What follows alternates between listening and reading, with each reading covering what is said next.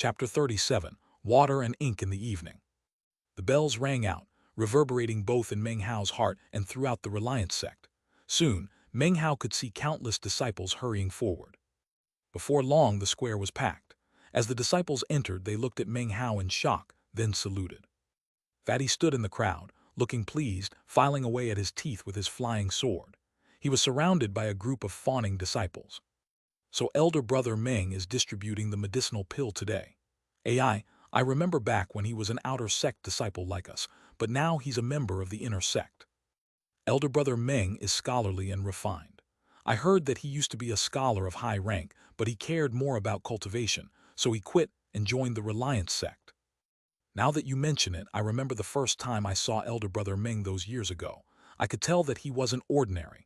During his whole fight with Wang Tengfei, I knew that elder brother Meng would achieve victory. The buzz of conversation filled the air, eventually reaching Meng Hao's ears. He let out a dry cough. Even though it was a relatively quiet cough, it caused all the disciples in the square to suddenly go silent. They looked up at him respectfully. The morning sun shone down onto his silver robe, and he truly looked like a celestial being. Meng Hao caught sight of Zhou Kai in the crowd. His face looked conflicted. Then Meng Hao caught sight of somber Yin Tianlong, who gave him a forced smile. He also saw the other Qi condensation 4th level disciples whom he recognized from that day. When his gaze fell upon them, their faces filled with ingratiating looks. He even saw Cao Yang, standing there trembling. "Today I shall preside over pill distribution," said Meng Hao. He was a scholar, so he had no need to prepare words, he just spoke naturally. When he spoke, his words carried force, piercing into the hearts of the onlookers. "Fellow disciples, please devote yourself to cultivation, and eventually you will pass the 6th level. I look forward to that day, when the Reliance inner sect has one more member." The force of his words came not from his cultivation base, but rather his status as an inner sect disciple. "We will remember elder brother Meng's admonitions." Several people below spoke out, faces filled with emotion, as if they had just heard the voice of heaven. One after another, they saluted Meng Hao. Soon everyone was repeating the words, until the whole square spoke together in harmony. Meng Hao took the bag of holding from the young servant at his side, opened it, and waved his sleeve. Medicinal pills and spirit stones shot out to everyone. After that, his right hand flashed over the bag of holding, then held up a milky white medicinal pill. It emanated white aura and a fragrant aroma. It seemed as if it contained the glow of dawn. It's a white spirit pill. That pill is extraordinarily effective for anyone of the 4th level of Qi condensation or lower. They haven't distributed one for a long time. Finally one appears. Soon, everyone in the square below was breathing heavily, staring at the medicinal pill in Meng Hao's hand. His eyes scanned the crowd. Fatty was smiling. This pill wasn't anything rare as far as he was concerned. He already had a few in his bag of holding, which Meng Hao had given him. "This pill is extraordinary. All of you must surely know that I plan to give this only to a suitable disciple. And yet, I, Meng Hao, keep old friendships in mind. I just caught sight of an old friend, so I shall bestow the pill to him." His gaze fell onto Cao Yang, who suddenly began to tremble. Meng Hao flicked his right hand and the pill shot forth. "I'm finished," thought Cao Yang, looking like he was about to cry. "I'll be recuperating from the injuries for months," he wailed inside, and now he knew that Meng Hao could hold a grudge. Even though he had become an inner sect disciple, he had not forgotten about all the things that had happened before. As the lights in the square faded, Meng Hao flicked his sleeve and left, not staying behind to watch the fighting break out. Fatty ran over to follow him, his face flushed. He glared at the young servant Zhao Hai, motioning for him to step back a distance. It seemed he was worried the boy might replace him. He walked next to Meng Hao. "Elder brother Meng," he said with anticipation, "why don't we take a stroll around the outer sect?" Thinking back to doing the same with elder sister Su years ago, Meng Hao nodded with a smile. The two of them walked forward, with Zhao Hai following in the rear, looking irritated. Not long after leaving the square, they saw Zhou Kai hurrying to catch up with them. "Greetings, elder brother Meng," he said, his expression somewhat perturbed. He had offended Meng Hao more than once, and had assumed that upon joining the inner sect, he would show more restraint. But upon seeing Cao Yang's fate, he was nervous and so rushed over. Meng Hao looked him over but didn't say anything. Fatty took a step forward and said loudly, "What do you want?" "A few days ago, Joe came across a treasured item. As soon as I saw it, I could tell that it was destined for elder brother Meng. Please accept my gift." Biting his tongue, he pulled out a bag of holding from within his robe and presented it to Meng Hao. Fatty gave a cold harumph and grabbed it, then handed it to Meng Hao with a wide smile. Meng Hao accepted it and glanced over its contents. Then he nodded to Zhou Kai, turned and walked off, his expression as cool as the clouds in the sky. Zhou Kai watched on helplessly, sighing in his heart. I'm not worthy to be an inner sect disciple. Perhaps these items will leave you dissatisfied. As Meng Hao walked away, Yin Tianlong off in the distance let out a sigh. With a smile on his face, he hurried forward. He too said that he had found some items which were destined to be Meng Hao's. He also offered up a bag of holding, inside of which were 50 spirit stones. Meng Hao accepted it with a slight frown. We're both fellow disciples, he said. The grievances of the past are not worth keeping track of. There's no need to act like this. Upon hearing this, Yin Tianlong's heart thumped, and he understood Meng Hao's true meaning. Inwardly cursing Zhou Kai for giving more, he clenched his jaw and produced another bag of holding, whereupon Meng Hao nodded. As he walked, Meng Hao met more people who had offended him in the past, and they all acted similarly. Soon he had 10 new bags of holding. What do you think? Said Fatty, looking pleased. I handled things pretty well, didn't I? I found all of them earlier and gave them a bit of coaching. I told them that one must offer up a bit of blood now to avoid trouble in the future. Meng Hao laughed and shook his head. He had sensed something odd about the goings-on, and had guessed that Fatty must have been up to something over the past half-month. What about that 5th-level disciple who tried to kill you that day? Asked Meng Hao. Oh, him. I used the Jade slip you gave me to make him go see the minister of the outer sect, who arranged for him to go out into the wild mountains to catch some demonic beasts. He can't return until he gets 100. As far as Fatty was concerned, anyone who offended him would have to pay the price. Just don't do something publicly that could box you into a corner, said Meng Hao, his eyes flashing and his voice low. I understand, said Fatty in a similarly low voice. It's taken care of. Zhou Kai and Yin Tianlong will get rid of him for good. They looked at each other, then laughed. They never brought up the matter again. After making a circle around the outer sect, and having been greeted by many disciples, they finally reached the pill cultivation workshop. Meng Hao paused for a moment to look at it, then a smile broke out on his face and he entered. When the middle-aged man who ran the workshop saw Meng Hao, he stood up. Greetings, elder brother Meng. Meng Hao smiled and nodded his head, glancing around at all the medicinal pills. Don't worry, elder brother Meng, said the middle-aged man. Junior brother Li Fugui is taking care of the pill workshop. Business is good. I definitely won't give any other disciples a chance to buy medicinal pills. He thumped his palm onto his chest. Fatty beamed with joy. Previously, he had given the middle-aged cultivator a bag of holding when no one was looking. Soon, the man had grown accustomed to this. Although the medicinal pills here belonged to the sect and weren't personal property, the man wasn't opposed to making a bit of profit of his own. Thanks to Fatty's anticipation and stubbornness, it wasn't until midday that Meng Hao was able to satisfy him. They walked around the entire outer sect until everyone had seen them together. Finally, after much begging and pleading, they went to the treasure pavilion. The shrewd-looking man at the treasure pavilion had been waiting outside for some time. When he saw Meng Hao approaching, he made a long, grand salute, then in a loud, clear voice said, Treasure Pavilion disciple Sun Tiandi gives greetings to Elder Brother Meng. Elder Brother Meng is a dragon among men, powerful and imposing beyond the ordinary. The man was not very educated, and his words were a bit over the top. His expression was one of excitement, but inside he was a bit worried, although only he knew that. He feared that Meng Hao would bring up the matter of him cheating him all those years back. He glanced at the eager-looking Fatty. Fatty cleared his throat. My friend here wants me to go in to take a treasure, he said, sounding a bit embarrassed. If it breaks any rules, you can place the blame on him. Meng Hao was a loss for word. Finally, he went in with Fatty to inspect the treasure pavilion. After a while, they left, despite Fatty's pleas to stay. By the time Meng Hao arrived back at the East Mountain, the sun was beginning to set. He sat down on a boulder outside the Immortal's cave, thinking about the day's events. Now he had an even deeper understanding of what it meant to be a member of the inner sect. As evening fell, Meng Hao looked out at the rosy sky. Then he noticed that off in the distance, a woman approached. She looked like some sort of celestial being, wearing a silver robe, with long black hair and a pale face that was beautiful even though she wore no makeup whatsoever. Her face, though cold, seemed to Meng Hao to contain something delicate and touching. Elder Sister Su, said Meng Hao, cupping his hands in greeting. Congratulations, you've become a member of the inner sect. Just like her name, elder sister Su was cold and cheerless. That was her personality, and yet she didn't treat everyone coldly. For example, upon hearing her young servant mention Meng Hao, she had come here to see him. Meng Hao smiled, standing next to her. Their long robes rippled in the mountain breeze. Today I went to the pill cultivation workshop and traded for another cosmetic cultivation pill. He lifted it up and handed it to her. She said nothing, looking at the pill a while, then accepting it. She stood with him, silently looking at the rosy horizon. She was incredibly beautiful, seemingly flawless like Jade. The glow of the setting sun reflected off her, increasing her beauty.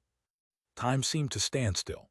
On the east mountain, their shadows merged in the evening sun, like ink blending with water, something that would last for an eternity. The evening sunlight slowly faded, then the moon peeked out. Finally, elder sister Su turned to walk off. She'd only taken 5 steps before stopping. I went to the pill cultivation workshop. The cosmetic cultivation pill you gave me before wasn't purchased by you. With that, she left, not looking back. Meng Hao stared in shock and wasn't even able to react until some time had passed. He scratched his head. His eyes gradually filled with light. He had never imagined that something like this would happen, and yet it seemed it had. Chapter 38. Qi Condensation Manual of the Sublime Spirit Scripture. 2 months passed in the twinkling of an eye. Meng Hao had already been a member of the inner sect for an entire season. He did not continue to visit the outer sect often. Like a fish in water, Fatty had grown accustomed to surviving on his own and was quite at ease. Most of Meng Hao's time was spent in the magic pavilion. One day, he sat there cross-legged, a calm expression on his face as he read a bamboo text. He raised his right hand and began to make incantation gestures, causing a magical light to circulate around it and cast flickering shadows onto his face. A water globe appeared, but then unexpectedly transformed into mist and dissipated into the surroundings. Meng Hao frowned, putting down the bamboo text. He reached into his robe and pulled out a glowing jade slip. It was pure white and blurry inside, as if it were filled with mist. A closer inspection revealed that the surface was actually translucent, like crystal. Chen Fan, Su Qing, Meng Hao, come to the main temple hall on the East Mountain. The words were spoken by a dignified voice which transmitted out from within the jade slip.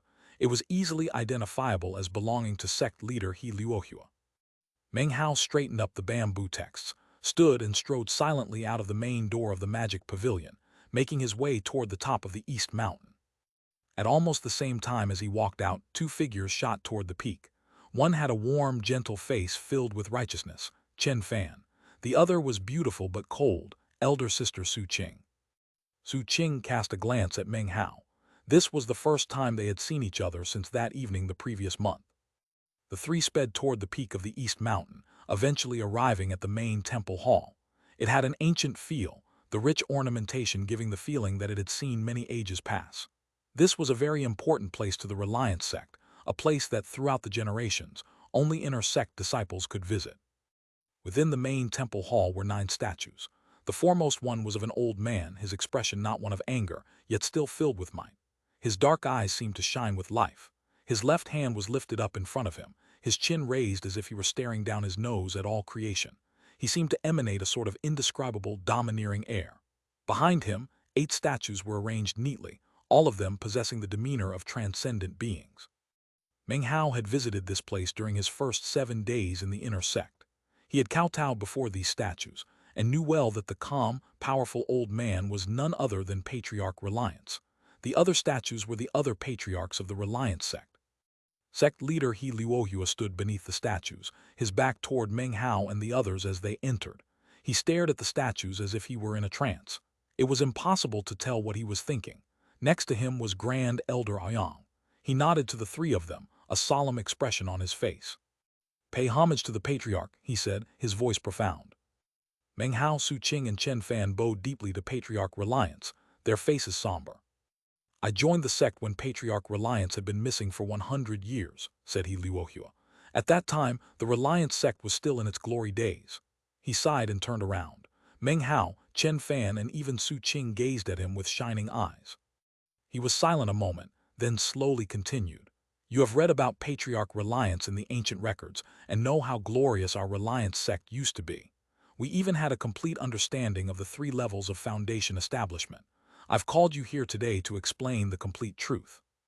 The former glory of the Reliance sect was all due to Patriarch Reliance.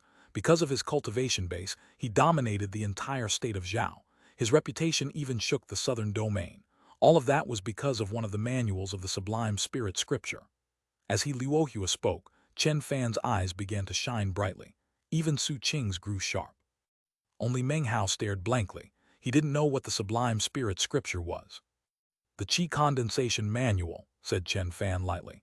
He was a senior disciple of the inner sect and knew many secrets, other things he had worked out through speculation. Sublime Spirit Scripture is one of the 3 great classic scriptures in the lands of South Heaven, continued he Luohua softly. It was passed down through the generations since ancient times. Originally it was comprised of 7 manuals, but most have been lost. One of them was the Qi Condensation Manual, which describes how to establish a flawless foundation. The Foundation Establishment Manual describes the method to form a purple core, not a crimson or mixed core. The Core Formation Manual can enable one to develop a 4-colored nascent form. In other words, each manual enables one to reach the strongest stage. That year, Patriarch Reliance obtained the Qi Condensation Manual. The reason the heir to the Wang clan joined the Reliance sect was because of the Sublime Spirit Scripture's Qi Condensation Manual. Meng Hao's eyes glittered, and his heart began to race. He had heard elder brother Chen speak of the different levels of foundation establishment. Now that he knew how powerful this magic was that Patriarch Reliance had obtained, he understood why Wang Tengfei had joined the Reliance sect. If I could obtain it, the strong desire in his heart suddenly began to burn even hotter. Sadly, even I have never laid eyes on this Qi Condensation Manual, let alone others, said he Luohua. The scripture was not handed down. It exists only in the memory of the Patriarch. Meng Hao remained silent, and Chen Fan's face flashed with realization. Su Qing raised her head to look at the statue of Patriarch Reliance. Silence reigned in the main temple hall. 400 years have passed, and everyone in the outside world assumes that the Patriarch died during his meditation. Only myself and a few others know that the Patriarch is absolutely not dead. As his words drifted out into Meng Hao's ears, they seemed to transform into a thunderous roar. 400 years ago, the Patriarch's cultivation base had reached the late nascent soul stage, and yet he was reaching the end of his life. In order to break through to the fabled spirit severing stage, one must be at least 1,000 years old. If not, how can he defy the heavens to sever his spirit? The Patriarch chose to meditate in seclusion in order to sever his spirit body and be reborn. It was a meditation of 400 years. When he went into meditation 400 years ago, the Patriarch left a command. Every 100 years, he would send out some pieces of vorpal jade, formed from his own blood. Then, the outstanding members of the current generation of inner sect disciples could use the vorpal jade to enter his meditation zone. By kindling the qi and blood inside the vorpal jade, they could have a chance, if lucky, to gain enlightenment of the knowledge he permeated throughout the area. Knowledge of the Sublime Spirit Scripture. He Luohua's words echoed out. Meng Hao lifted his head up, as did the others. Success is success. Failure is failure. If things had stayed the same, surely a disciple would have succeeded already. But 200 years ago, the Patriarch experienced an accident in his cultivation. He almost lost his life. Afterwards, the chances of enlightenment in his meditation zone grew weak, and the restrictive spells stronger. He didn't send any more vorpal jades out until 5 years ago.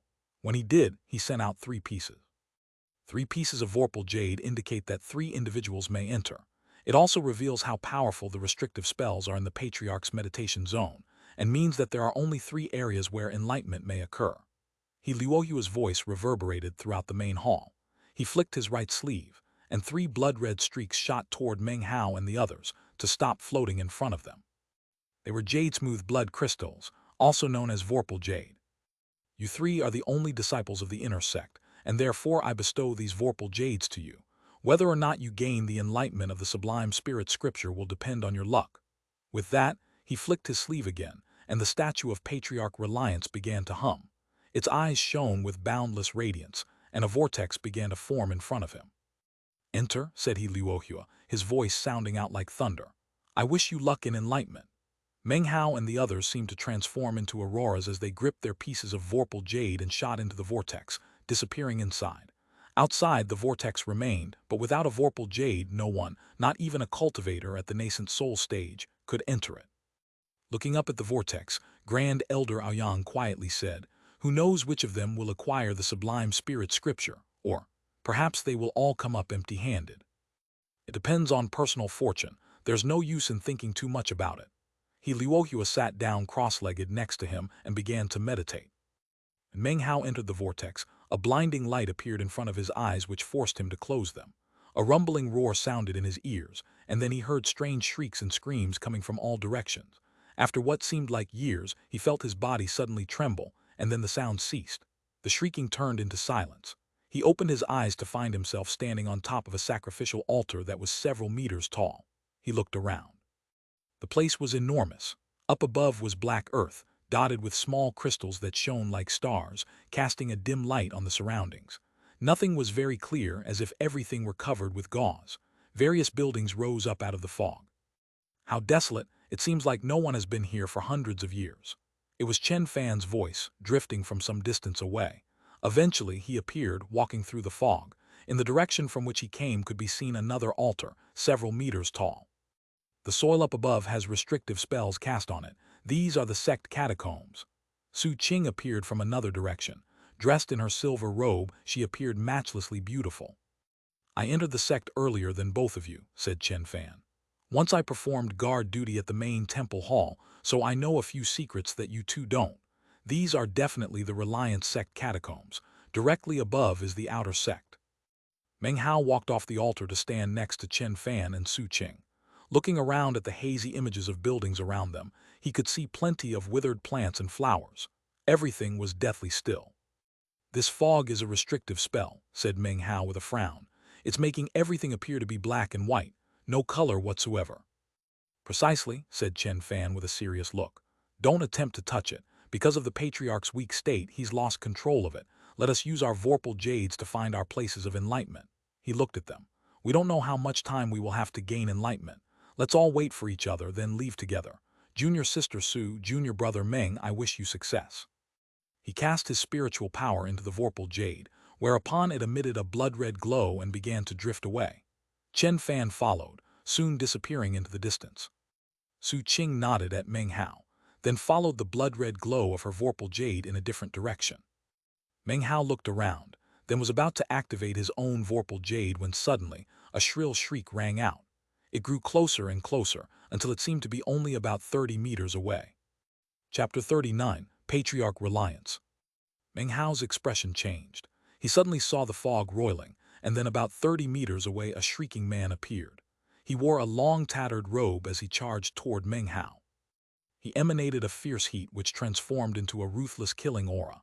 Seeing him approach, Meng Hao retreated as fast as possible. This had happened too quickly. The figure advanced rapidly, and in the blink of an eye it was only 9 meters away. Suddenly, it caught sight of the vorpal jade in his hand, and its eyes filled with dread and fear. Meng Hao's heart churned. He poured the spiritual power from within his body into the vorpal jade, and suddenly it began to glow blood-red. It illuminated the man in the dilapidated robe, allowing Meng Hao to see him clearly. He was middle-aged, his body gaunt, like some sort of evil spirit. Blood-curdling screams shot out of his mouth as he retreated. Moving with incredible speed, he disappeared into the fog. Sweat broke out on Meng Hao's forehead. He took a deep breath. The feeling the middle-aged man gave him was the same feeling he got from Grand Elder Aoyang, boundless and majestic. Don't tell me he was a cultivator of the Foundation establishment stage. Meng Hao hesitated, remaining on guard. He followed the direction of the blood-red light, moving forward carefully. After about half an hour, he stopped in shock. Several figures had appeared, and each of them seemed to have a cultivation base equal to Grand Elder Aoyang's. Some even seemed to be as powerful as sect leader Liuohua. Could they be automatons? Upon closer inspection, the figures didn't actually seem to be alive. They floated around him in circles, none of them approaching him, seemingly terrified of his vorpal jade. Time passed enough for an incense stick to burn, and they slowly disappeared. Meng Hao continued forward numbly, his breathing agitated, a blank look in his eyes. This, he murmured. Ahead of him was a mountain approximately 300 meters tall. An ordinary mountain wouldn't cause Meng Hao to react this way. This mountain was made of spirit stones. Countless spirit stones piled together to form a spirit stone mountain. Meng Hao had never seen so many spirit stones in his entire life. His head spun, and he unconsciously wanted to go take them, but after taking a single step forward, he stopped. The spirit stone mountain was gray in color and seemed to be covered with a fine mist. It was a restrictive spell which prevented anything from touching it. He struggled for some time, not quite willing to give up. When he reached a position about 60 meters from the spirit stone mountain, he suddenly felt a fierce sense of imminent danger. Looking at the mountain with a sigh, he stopped in place. He knew that if he got too close, his body and soul would be reduced to ashes. At a loss for a long moment, he turned his head and reluctantly left the spirit stone mountain behind. More time passed as he followed the blood-red glow. Soon the hazy image of a building appeared in the fog ahead. It had a courtyard, filled with withered plants and weeds. A stone sat in the middle of the courtyard, about half the size of a person. It was the only thing in sight that was neither black nor white, nor was there any fog visible near it. The vorpal jade floated toward the large stone, then stopped above it. The blood-red glow began to fade. Meng Hao walked forward and inspected the area around the stone. This must be one of the areas for enlightenment. He sat down cross-legged onto the stone and looked at the vorpal jade floating in front of him. His eyes began to gleam. Throughout all these years, many people have come here and none have successfully achieved enlightenment. When the blood-red glow of the vorpal jade fades, it means the time to attempt enlightenment has arrived. Meng Hao frowned. A strong desire burned in his heart to acquire the secrets of the Qi condensation manual. Originally, Wang Tengfei should have been given this opportunity. But Meng Hao knew that his latent talent was simply ordinary, and he had little chance of success. He didn't allow the vorpal jade to fade, but instead looked up at it, a strange light shining in his eyes. After a bit of time passed, he clenched his jaw, then grabbed it stubbornly. This time, I don't care what happens. I will achieve the enlightenment of the sublime spirit scripture. Determination filled his voice as he slapped his bag of holding and produced the copper mirror. Grabbing a handful of spirit stones, he prepared to begin the duplication process. Meng Hao had been an inner sect member for a month. Inner sect disciples receive significantly more spirit stones than outer sect disciples. Combined with his shop profits and gifts from disciples trying to ingratiate themselves, his bag of holding contained many spirit stones. But suddenly, his expression changed as he found that the spirit stones distributed by the sect were incapable of duplicating the vorpal jade. It wasn't that the copper mirror had lost its efficacy, but rather that there simply weren't enough spirit stones. Even mid-grade spirit stones were useless. He stared at the vorpal jade for a while before suddenly pulling out 7 or 8 of the extraordinarily large spirit stones he had left. He hesitated for some time, then ground his teeth. Eyes growing red, he put one of the spirit stones down onto the mirror, and before he could even put down another piece, the copper mirror began to glow with a blinding light, and instantly 15 pieces of vorpal jade appeared. Meng Hao stared, dumbfounded. Originally, he had assumed he would need multiple spirit stones to make it work, but then he ended up with 15 of the blood crystals. These were blood crystals, congealed from Patriarch Reliance's own blood. Seeing 15 of them appear left Meng Hao stupefied. What kind of spirit stones are these? He sat in a daze, thinking back to how he had used 2,000 of them that time, and his heart ached. These large spirit stones were definitely some type of extraordinary object. For now, the most important thing to Meng Hao was the sublime spirit scripture. He clenched his jaw and set aside the matter of the 2,000 spirit stones. Extending a blood crystal, he caused it to fade. As it did so, the blood-red glow settled around Meng Hao and an indistinct voice could be heard. He slipped into a dreamlike trance, unaware of the passing of time. At the same moment, Su Qing and Chen Fan in their respective enlightenment areas were also surrounded by the blood-red glow. Their latent talent was beyond ordinary, so their chances of achieving enlightenment were somewhat greater. In Patriarch Reliance's meditation zone, everything was based on latent talent. So-called luck is the same. After an indeterminable period of time passed, the red glow around Meng Hao faded, and he began to regain his senses. He seemed to be somewhat at a loss. After some time passed, he had completely recovered, and yet his mind was blank. Not even a scrap of information from the sublime spirit scripture was there. He sighed, having anticipated this all along. He took out another blood crystal and continued to seek enlightenment. Time passed, and even after having used up 14 blood crystals, he still had not succeeded. His heart ached, and he wasn't sure if he should continue. Gnashing his teeth, he pulled out another large spirit stone and duplicated more of the vorpal jade blood crystals. Once again, he activated the blood-red glow, which then covered his body as he began to seek enlightenment. By this time, the blood-red glow surrounding Su Qing and Chen Fan had faded. However, They did not rise, instead choosing to remain seated in meditation, not sure when enlightenment might occur. As for Meng Hao, he seemed to have gone mad, continuously activating blood crystals, trying again and again to achieve enlightenment. Anyone who saw this scene would surely go crazy with jealousy. After activating the 27th blood crystal, Meng Hao suddenly heard what sounded like a voice murmuring next to his ear in the dreamlike trance world. He could clearly hear two words: sublime spirit. When Meng Hao opened his eyes, they were filled with determination. Without hesitation, he pulled out the 28th Vorpal Jade blood crystal and once again sought enlightenment. By this time, Su Qing and Chen Fan had returned to the altar to wait for Meng Hao. They were a bit surprised when they didn't see Meng Hao, but they weren't sure which direction he had headed in, so they couldn't easily search for him. They decided to sit in front of the altar and wait for him. By the third day, they were beginning to grow impatient and also a bit worried. Of course, they did not even consider that he might have achieved enlightenment, but rather worried that some sort of accident had befallen him. "Did something happen to junior brother Meng?" said Chen Fan worriedly. Su Qing didn't respond, but she looked worried. After a bit of discussion, they decided to begin looking for him. Unfortunately, because of the frequent appearance of the automatons, their search went quite slowly. Meanwhile, Meng Hao sat, hair disheveled, eyes bloodshot, murmuring to himself. His words made no sense. They seemed to simply express his desire for the sublime spirit scripture. He pulled out the 43rd blood crystal and the thick red glow again surrounded him. In fact, the area he was in never lacked the red glow. Meng Hao had gone all out in his search for enlightenment. If he ran low on blood crystals, he simply duplicated more. As of now, he could clearly hear the voice in his ear, but just couldn't commit it to memory. He could only continue on in another attempt. There was something that nobody, not Chen Fan or Su Qing, nor frenzied Meng Hao, had noticed.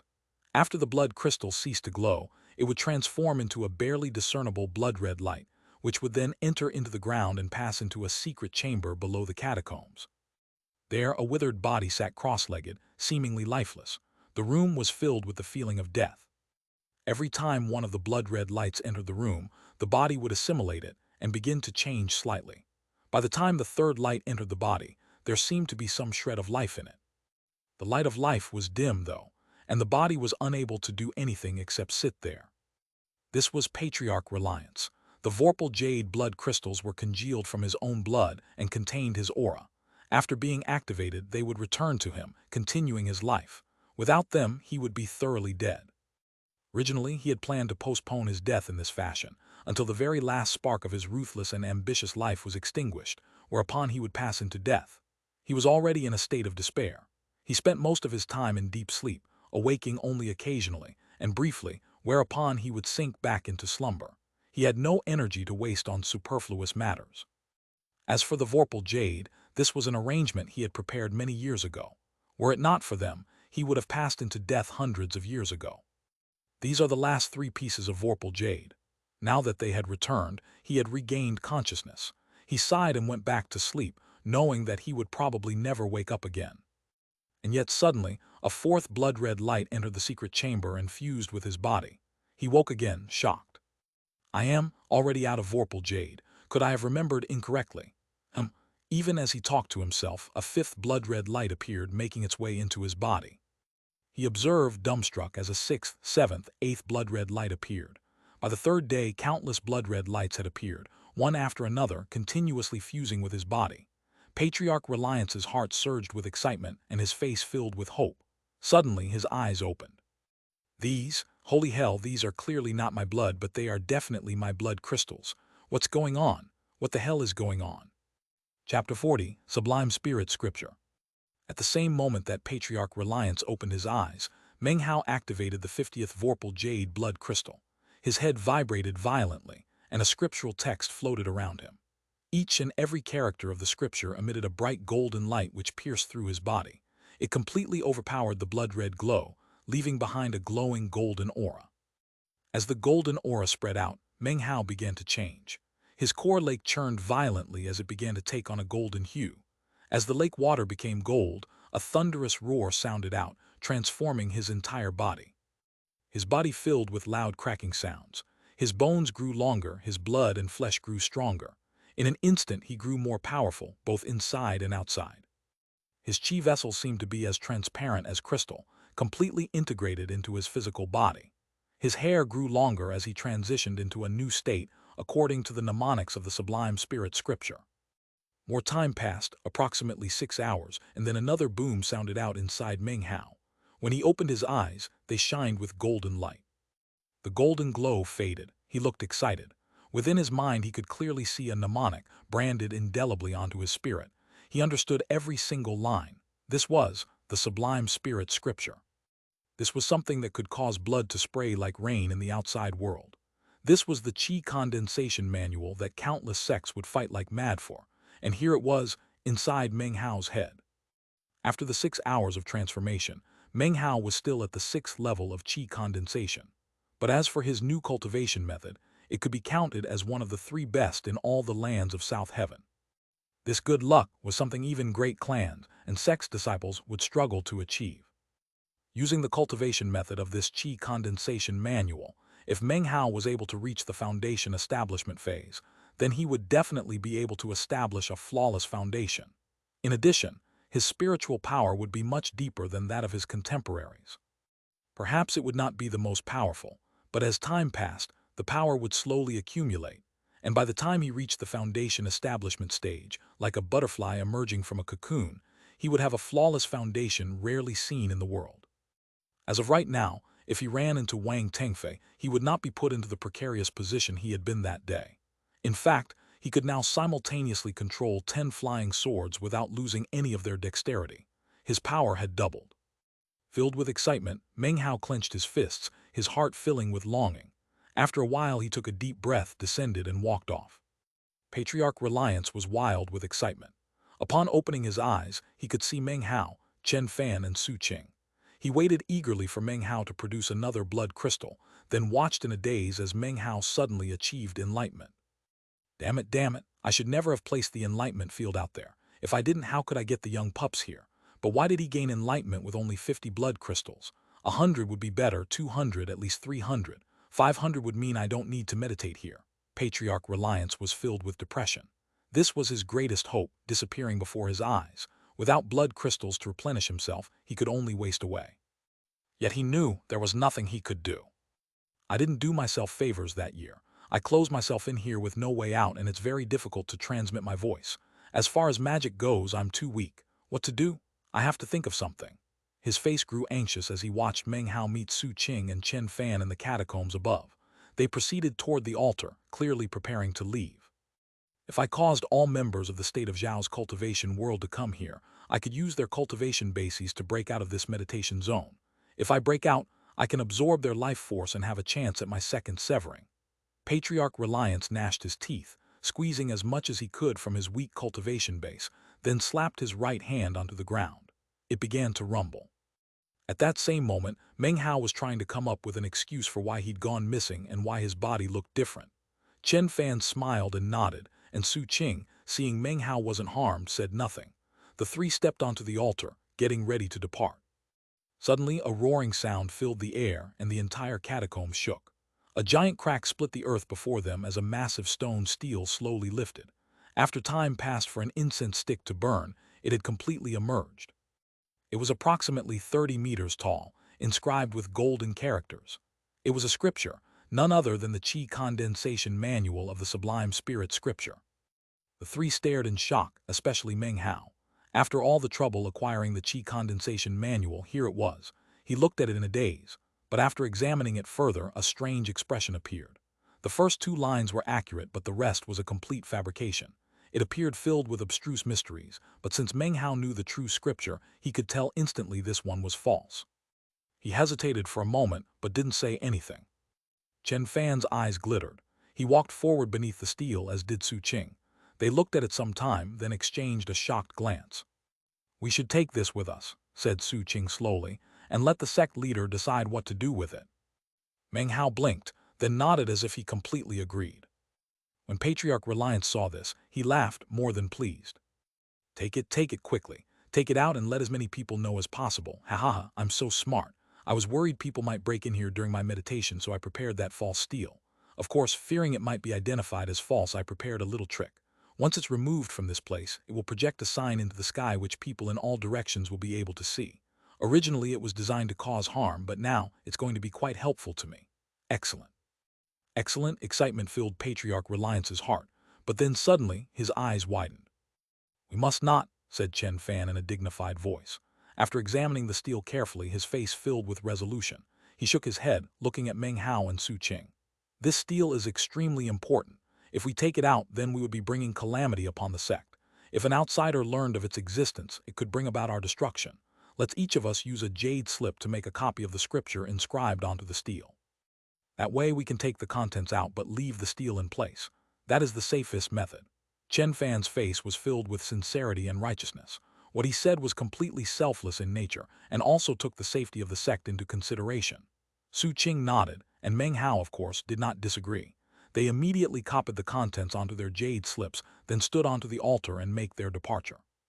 Patriarch Reliance watched on in shock, then let out a furious howl. Damn it, I will crush this generation sect leader. How could you let a guy like this into the inner sect? He's completely honest and upright, which I despise. In my day, everyone in the sect was dark and crafty. Take the scripture and keep it secret, that's a real disciple of my sect. As for you, you righteous little pup, you've brought about my death. Why did you have to stop them? Damn it, my cultivation base. Patriarch Reliance was so furious that his body trembled. He ground his teeth, and with an air of abandon, held his breath for a moment, then let out a low shout. He slapped the top of his own head, then spat up a mouthful of blood. The blood transformed into a shapeless blood-red glow, which then began to send a reverberating hum throughout the secret chamber. Amidst the reverberations, the blood-red glow suddenly shot toward Meng Hao and the others as they left the catacombs. As soon as they stepped foot into the main temple hall of the Reliance sect, as soon as Luohua and Grand Elder Ayang saw them, before they could even open their mouths, the blood-red glow shot out. None of them noticed.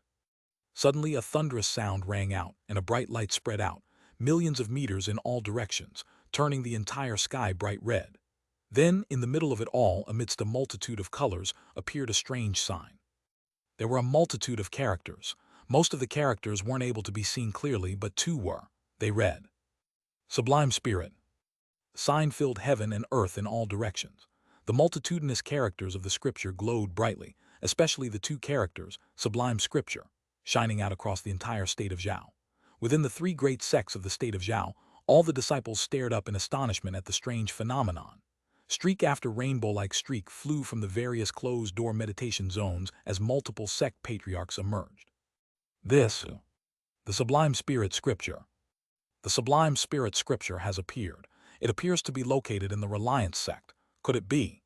Could it be that the legendary Qi condensation manual really is there?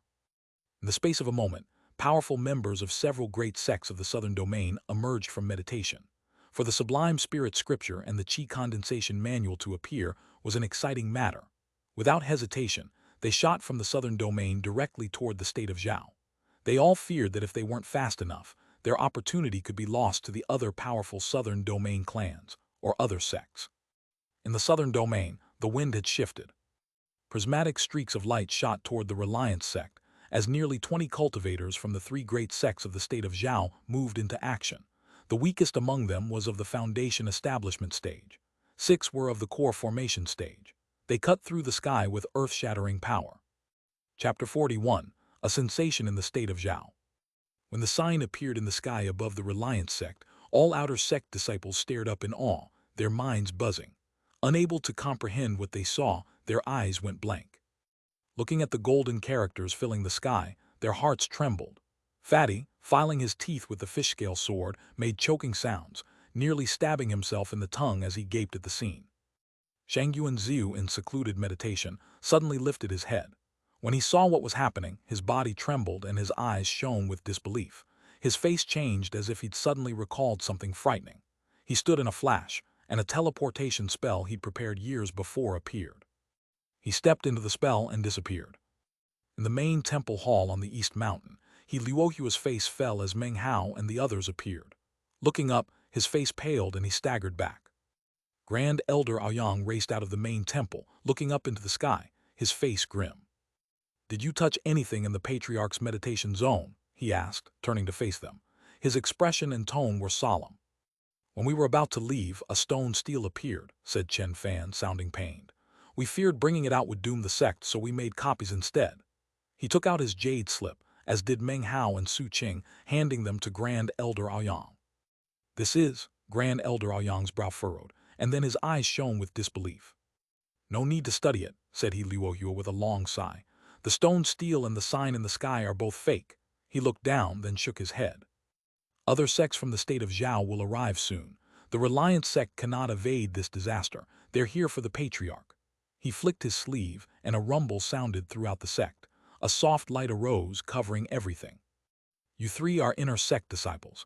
Go wait in the main temple hall. As he spoke, nearly 20 blurs of light whizzed through the sky from all directions with high-pitched shrieks. As the blurs approached the shield surrounding the Reliant sect, heaven and earth shook. The 4 mountain peaks trembled as if they might collapse. Silence filled the surrounding wild mountains. Wild beasts trembled in fear, not daring to make a sound. Of the 20 people, 6 formed the nucleus. 4 were men and 2 women, all elderly. They wore luxurious gowns, and their cultivation bases emanated petrifying power. Each of these 6 had 2 or 3 cultivator followers with cultivation bases on par with Grand Elder Aoyang. These nearly 20 people were the most powerful in the state of Zhao, bearing down on the Reliant sect like dark clouds. Reliant sect, a voice boomed, billowing like thunder. The outer sect building seemed ready to collapse. Many disciples coughed up blood, fear on their faces. The cold wind sect is powerful, said he Luohua with a harumph. His voice rang out like a thunderclap, suppressing the speaker. He raised his right hand, and a hum sounded as an invisible wind sprang up. It shot toward the person, surrounding him, turning black and transforming into a massive shapeless mouth about to swallow the core formation stage cold wind sect eccentric. The man's face changed and he retreated quickly. Enough, said one of the powerful core formation experts, looking down at he Luohua. His voice was light but filled with suppressive power. He wore a long purple robe embroidered with flute images. Frowning, he raised his hand and the shapeless black wind dissipated. Fellow Taoist, the sign in the heavens came from your Reliance sect. Please hand it over. Deathly silence filled the outer sect as disciples felt death's shadow looming. Within the main temple hall, Meng Hao, Chen Fan, and Su Qing sat in silence. They knew any of the people outside could annihilate them with a wave of a hand. Meng Hao's heart pounded as he looked at them. It was his first time seeing people so powerful, and his desire to become stronger burned intensely. He Luohua stood on the East Mountain's peak, looking up at the group. After a moment he sighed. What do you want me to hand over? I have no idea where that sign came from. Give in without a fight, said the man in the purple robe grimly. Disperse the Reliant sect's grand protective spell and allow us to search freely. If you don't, we will destroy your spell and exterminate the sect, despite being fellow cultivators of the state of Zhao. Exterminate the Reliant sect.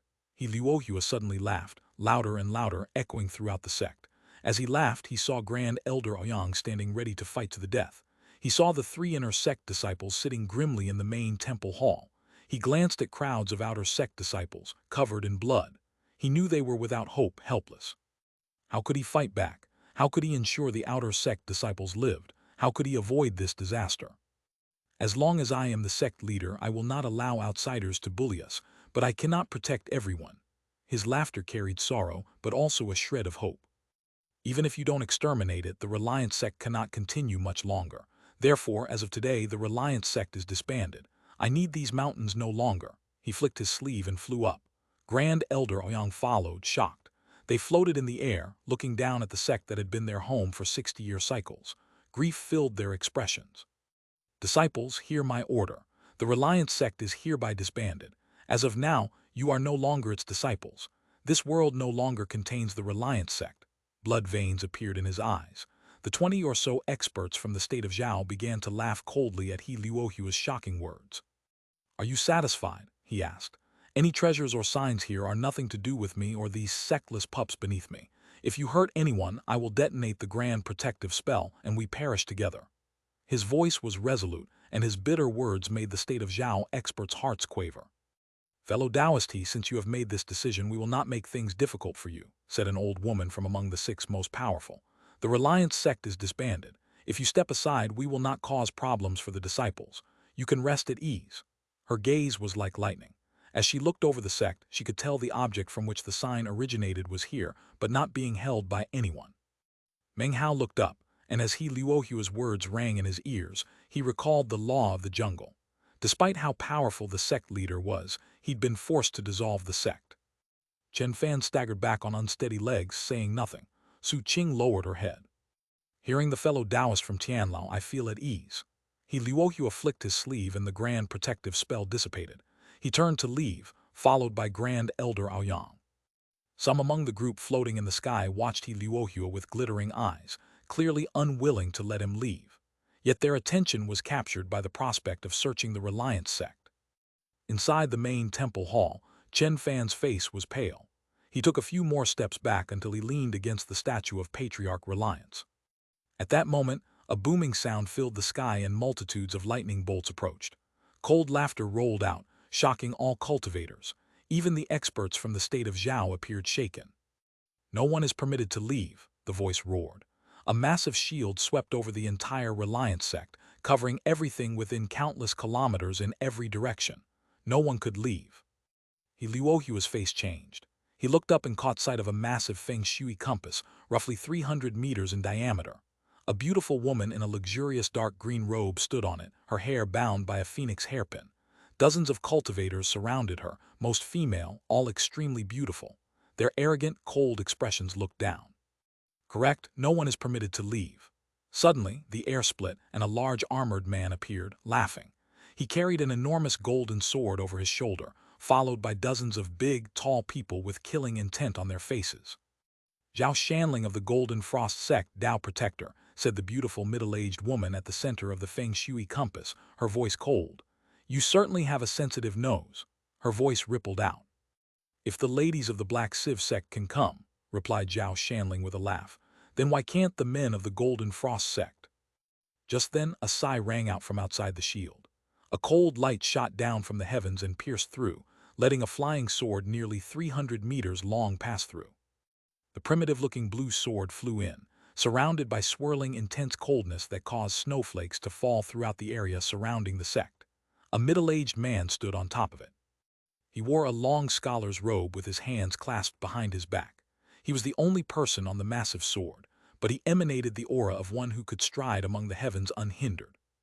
"The Solitary Sword Sect," said Luohua, his face changing. He knew this scholar from the Solitary Sword Sect, the #1 sect in the southern domain. Their sect had a saying, "Only a solitary sword need leave the sect, and the heavens shall be rattled." Chapter 42, Who Dares to Touch Him? "So it turns out it's fellow Taoist Zhou Yanyan," said the beautiful middle-aged woman, greeting him with clasped hands. Even hulking Zhao Shanling gave him a silent salute, fear hidden on his face. Seeing these sudden developments, Meng Hao's heart pounded. It was his first time seeing so many powerful people from so many sects. He was especially impressed by the appearance of the 3 great sects from the southern domain that Chen Fan had mentioned. The southern domain. Meng Hao sucked in a deep breath.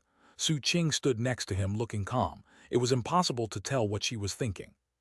In the back of the main temple hall, pale-faced Chen Fan lifted his right hand and pushed down on a hidden spot on the statue. Immediately, the entrance to Patriarch Reliance's meditation zone closed without a sound and disappeared. No one inside or outside the sect sensed what was happening, not even Zhou Yanyan and the others from the southern domain. "Patriarch Disciple Chen will keep you safe," he said, his voice filled with righteousness. "I will not allow these people to disturb your meditation." He was faithful to the sect, willing to protect it at great risk. When his plan succeeded, he sighed, feeling no regret. Meanwhile, in the secret chamber beneath the Reliance sect catacombs, Patriarch Reliance watched the proceedings triumphantly, filled with excitement. "Soon, they will find my meditation zone entrance. Then they will charge in and break open my hidden chamber. At long last, I will no longer be stuck in here." Even as he excitedly spoke these words, his face suddenly changed.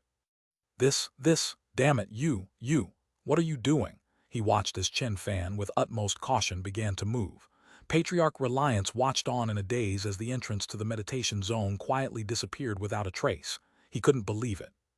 The failsafe had been set up by him years ago as a backup in case a powerful adversary arrived. He had passed on the secret to his successors, who handed it down through the generations, the method to prevent outsiders from entering the meditation zone. Once activated, no one could find the entrance except someone at the spirit severing stage. When he'd set it up, he'd been filled with pride, knowing he would be perfectly safe. But he'd never imagined this day would arrive, years later. He'd actually forgotten about the whole arrangement, but others had not. Damnation! I should have forbidden people of moral character from entering the sect. No righteous people, no good people. Kid, you. He sat in a daze, muttering, wanting to weep but with no tears. He thought of the stone steel, his carefully laid plans, the blood he'd sacrificed, and how one person had ruined it all.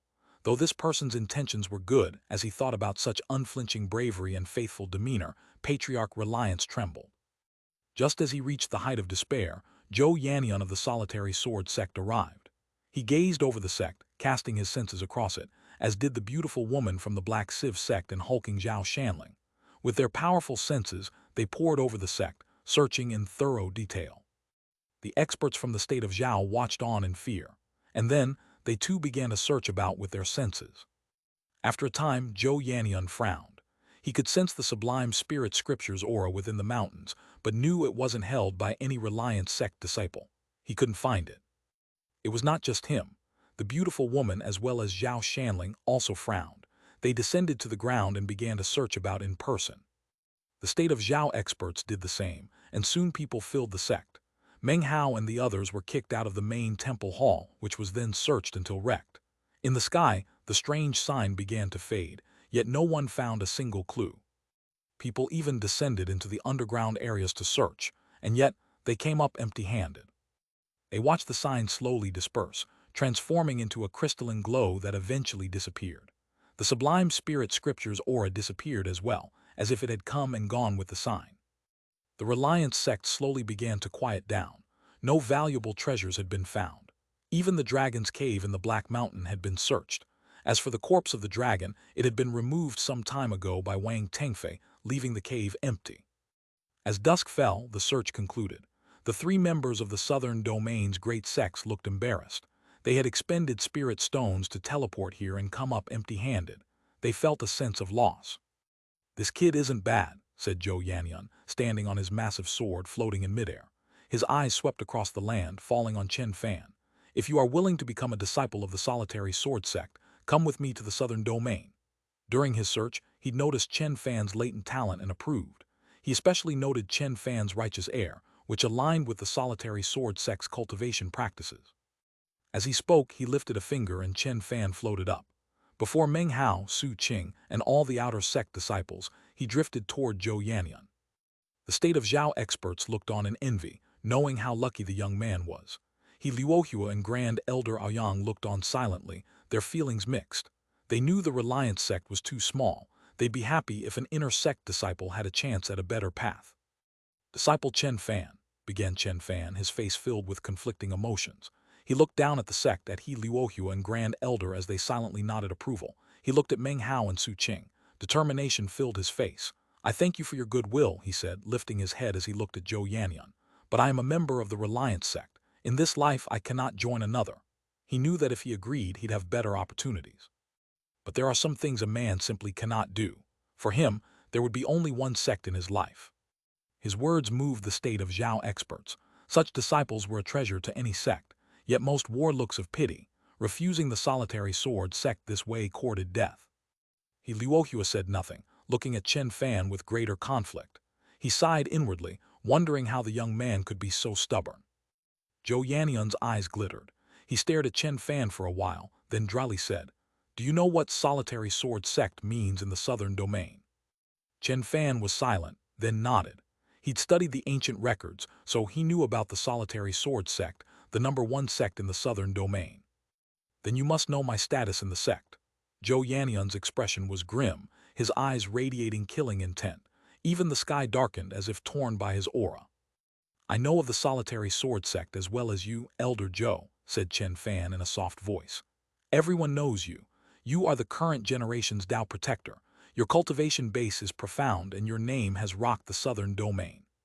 So you know me. Then you know what you are giving up by passing up this opportunity." His voice grew colder, as did the temperature of the air.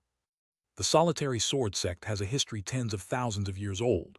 Its cultivation shrines, the proliferation of powerful experts, the meteoric progress of sect members. Chen Fan is well aware of all this." He held his head high, unwilling to back down. His glistening eyes held no regret. Zhou Yannian looked at him, then suddenly laughed loudly. Originally, I planned to make you an ordinary outer sect disciple, but with a temperament like this, excellent. You will be my personal apprentice.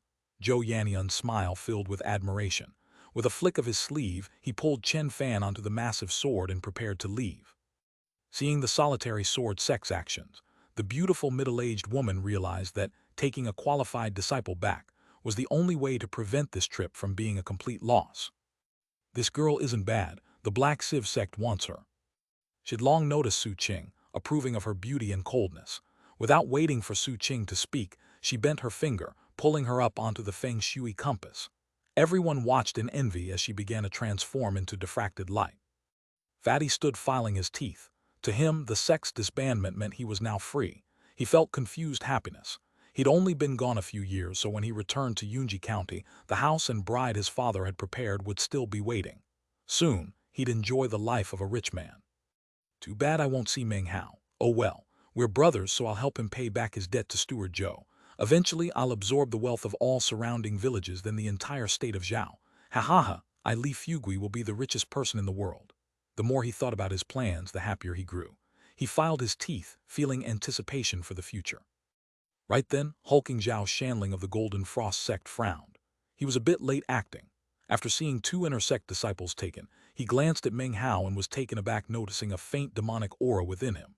Muttering, his gaze swept the sect, catching sight of Fatty standing in the crowd.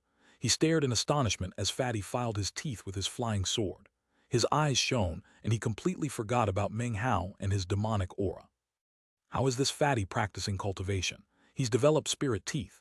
In our sect, that technique has been lost for 800 years. With spirit teeth, you can crush spirit stones, which is necessary for that technique. This trip wasn't a waste after all. If we take this kid back, he'll be a true treasure.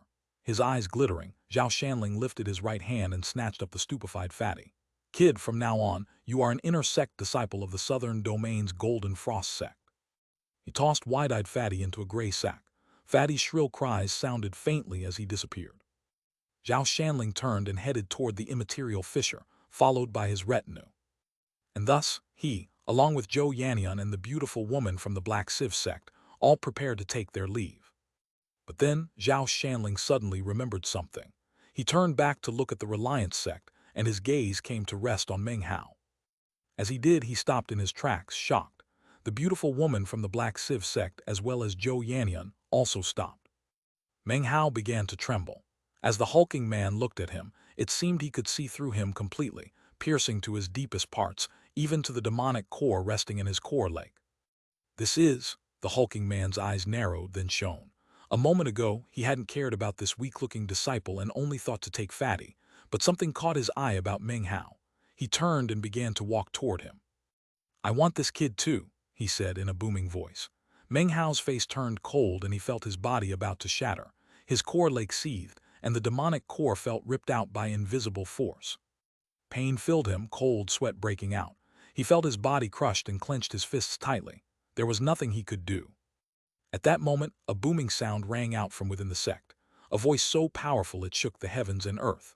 As the hulking man moved toward Meng Hao, Zhou Yannian, the beautiful middle-aged woman, and he suddenly looked shocked.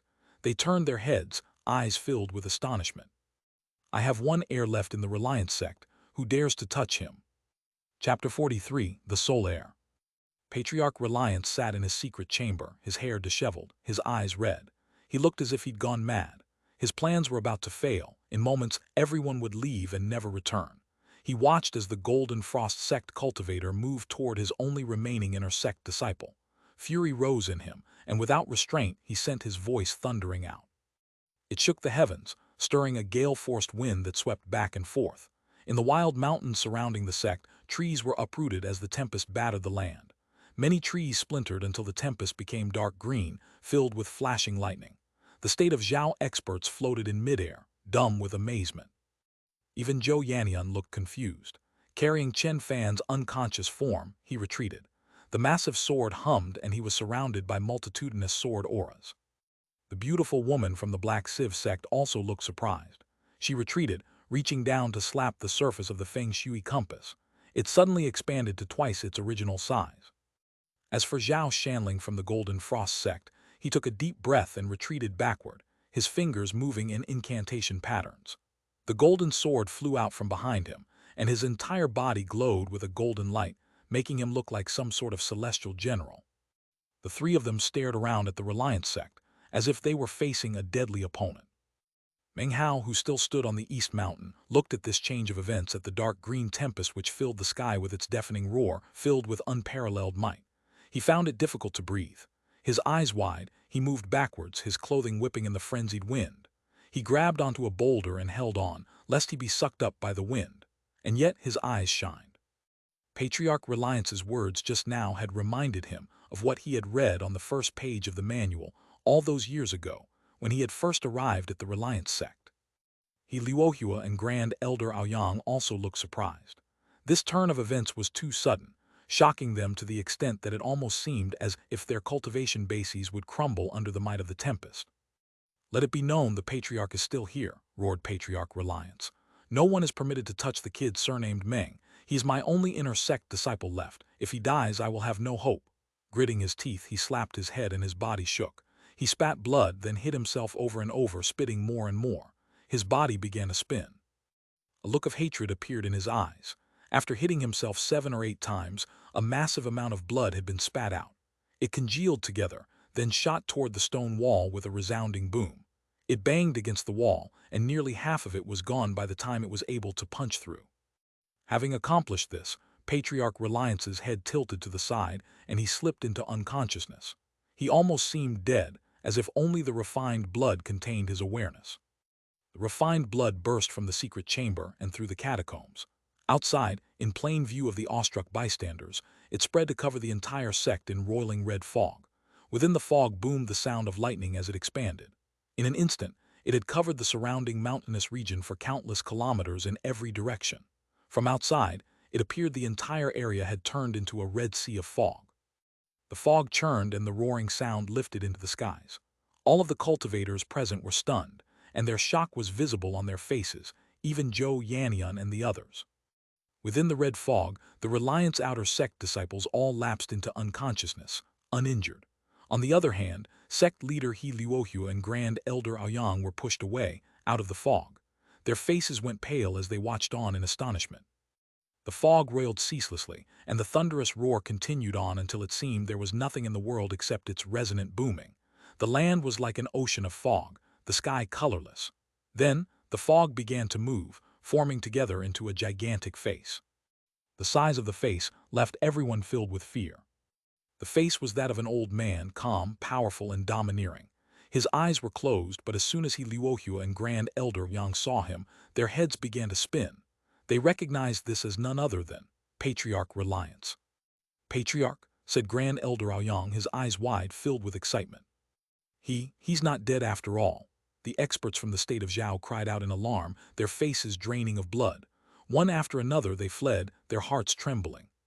Suddenly, Patriarch Reliance's colossal red fog face opened its eyes a crack.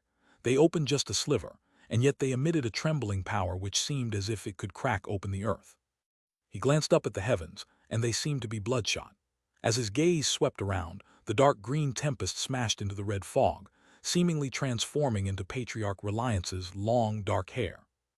As he watched, Zhou Yannian's face paled and he spat blood. As he retreated, his massive sword split in two, leaving only a blade stump. His eyes filled with dread, his heart pounding. His cultivation base was nascent soul stage, but caught under this gaze, his nascent soul began to wither.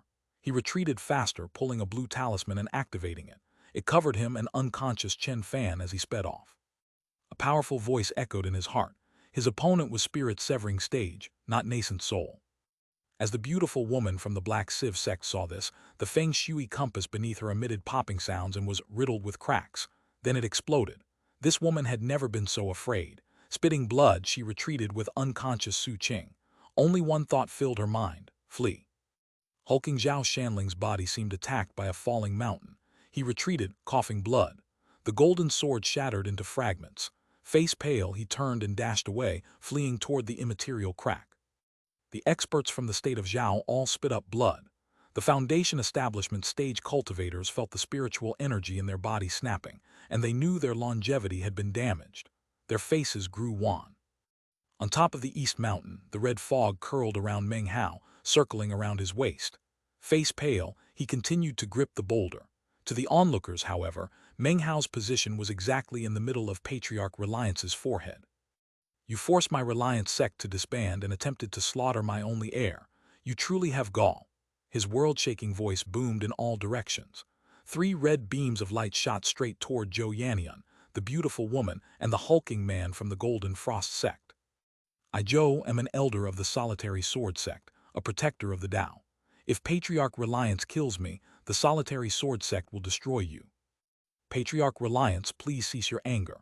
Junior is a disciple of the Black Civ sect. My grandfather is Ping Sando, your good friend. Junior was mistaken. Patriarch, please calm your anger. Words poured out of the 3 people as the red light pursued them. Patriarch Reliance let out a cold snort. Beat it, you 3? The 3 red beams disappeared. Go back and ask your sect elders if they've forgotten the blood pact we made. The state of Zhao is my realm. Anyone who dares step foot here cannot blame me for annihilating them. As for those 3 other disciples, take them away. I don't need them. Faces pale, the 3 southern domain disciples disappeared. Seeing this, the state of Zhao cultivators froze in place, trembling. Seeing nascent soul stage cultivators act like that left them petrified. The most powerful among them was only at the foundation establishment stage. The 1,000-year-old legends about Patriarch Reliance had now come to being in front of their very eyes. As the powerful, domineering voice boomed out, the fog began to roil and spin, with Meng Hao as its center. The fog congealed in front of him to form a long spear. It was not red, but instead covered with talismanic inscribing of white, silver, and gold. It appeared to be incredibly extraordinary. The Reliance sect is dissolved, so be it. But this kid is my only inner sect heir. If anyone dares touch him. His attention turned to Meng Hao. Meng Hao, use this spear to exterminate that person. All of you beat it. His voice echoed across the land. The state of Zhao experts fled immediately. What they didn't notice was that Patriarch Reliance's voice had grown noticeably weaker. It was barely noticeable, but if one paid careful attention, it was definitely weaker. The unconscious outer sect disciples suddenly lifted up into the air and flew away in all directions.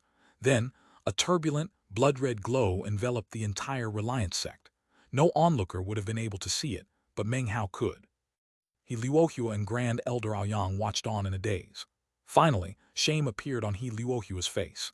He lowered his head and saluted respectfully toward the blood-red shield. Then, he let out a light sigh, turned, and disappeared into the distance. Grand Elder Aoyang was silent.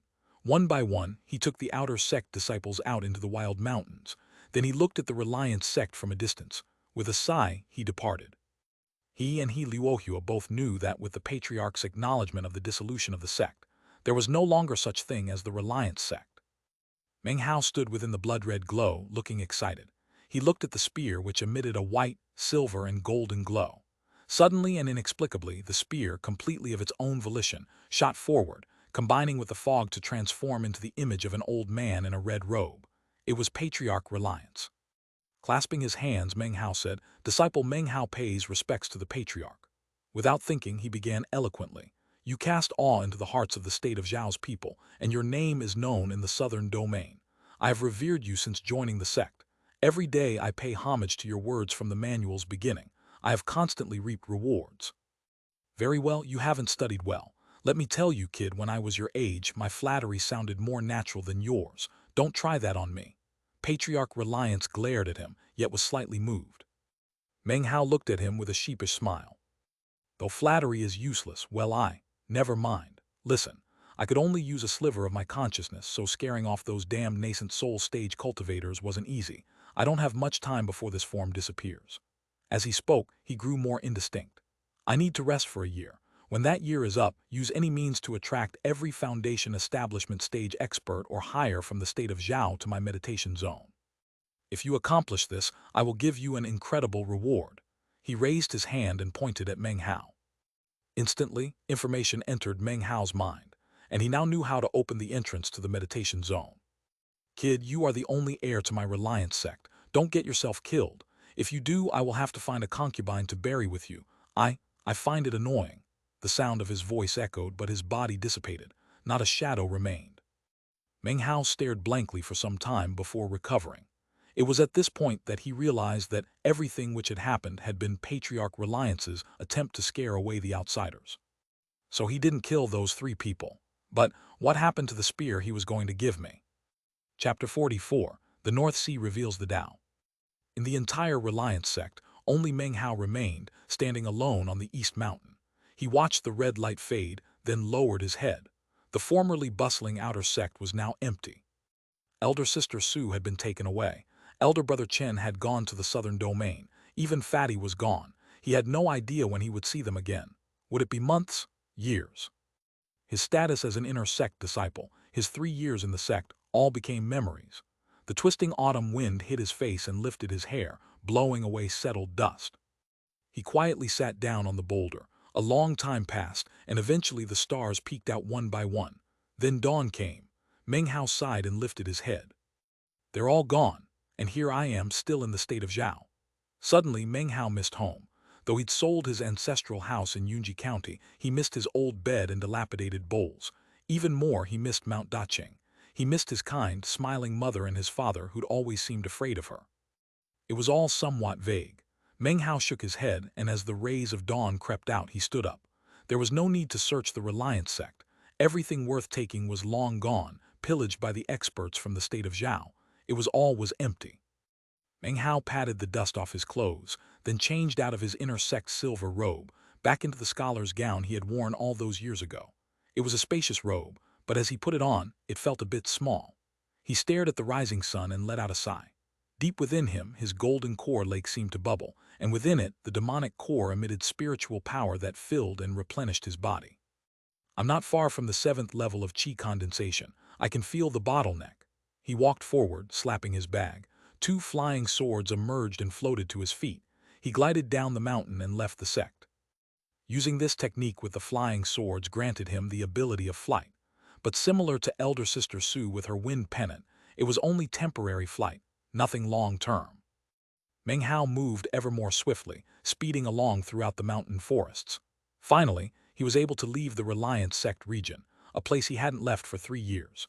He flew throughout the seemingly endless wild mountains, eventually disappearing over the horizon. Time passed, and maintaining his original speed, Meng Hao eventually emerged from the mountainous region after 2 days. I'm not sure how long it took elder sister Su to bring me to the sect, he muttered to himself, looking back at the mountains. It was a few days, but I was unconscious. In any case, I think her speed at that time would have been similar to my own now. To cultivators, the state of Zhao is not very large, but to mortals, it is actually quite a vast region. In his studies, he had read about its geography, and though he had never personally traveled about in it, he was nevertheless somewhat familiar with the area. As of now, I'm in the north of the state of Zhao. I shouldn't be too far from Yunji County. Off in the distance, he could see what looked almost like a mirror laying on the flat land. That would be what was referred to as the North Sea. Now that I think about it, with a wind pennant and being at the 7th level of chi condensation, elder sister Su could fly temporarily, but it would drain her spiritual power relatively quickly. She couldn't have flown very far away. Meng Hao's eyes flickered with longing. He had been away from Yunji County for 3 years, and his desire to return was growing stronger. He knew that after crossing the North Sea, he would be about a half-day's walk from Mount Dacheng. Breathing deeply, he proceeded onward, eventually arriving at the North Sea shore. He looked down at the calm lake's surface and saw his reflection. He was no longer a youth. He looked about 20 years old. His face appeared steadfast and resolute, completely different from the ignorant, immature Meng Hao of the past. Amidst the silence, a warm, hearty laugh rang out, breaking Meng Hao's thoughts. "Hello, young sir, do you wish to cross the sea?" A small boat slid across the water, guided by an old man in a woven rush raincoat. His face showed evidence of a life of hardship, but he spoke with a smile. "I do not wish to trouble you, old sir," said Meng Hao, looking surprised. He hadn't been called young sir for 3 years now. "It's no trouble," said the old man. "I've been ferrying people across the ocean for many years. I really admire young, talented scholars like yourself." He pushed the boat up next to Meng Hao, who leaped easily onto the deck, offering his thanks. A young girl inside the boat, 7 or 8 years old, had her hair done in 2 pigtails. She squatted in front of a little oven, tending its flames as she boiled water. Steam wafted up. Inside the pot of water was a bottle of alcohol. "This is my granddaughter," said the old man as he turned the boat around. "Too bad she's a girl. If she were a boy, I would have sent her off to be a scholar." "Young sir," he said with a smile, "where are you from?" The boat headed out toward the center of the lake. As the wind sprang up, the old man sat down next to the oven. The little girl looked up at Meng Hao, her wide eyes innocent and charming. "I'm a young scholar from Yunji County," Meng Hao said with a smile, "below Mount Daqing." This type of mortal life caused him to think of his life from before, 3 years ago. Yunji County, that's a good place. Great men lend their glory to a location. Many years ago, an auspicious sign appeared there. It even arose the notice of the officials. The old man picked up the bottle of alcohol. "This weather is turning cold and my body can't take it. Here, have a drink."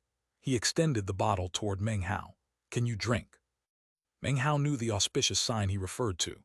It had been 10 years before, the day before his parents went missing. His heart grew melancholy. He hesitated, looking at the bottle. He'd never drunk alcohol before. Back in Yunji County, he'd lived in poverty and there was no alcohol in the sect. He lifted a glass and let the man fill it, then took a drink. A spicy warmth suddenly filled his heart, then slowly spread out through his body. "Old sir, your conversation topics are somewhat out of the ordinary. Have you been running a ferry here for a long time?"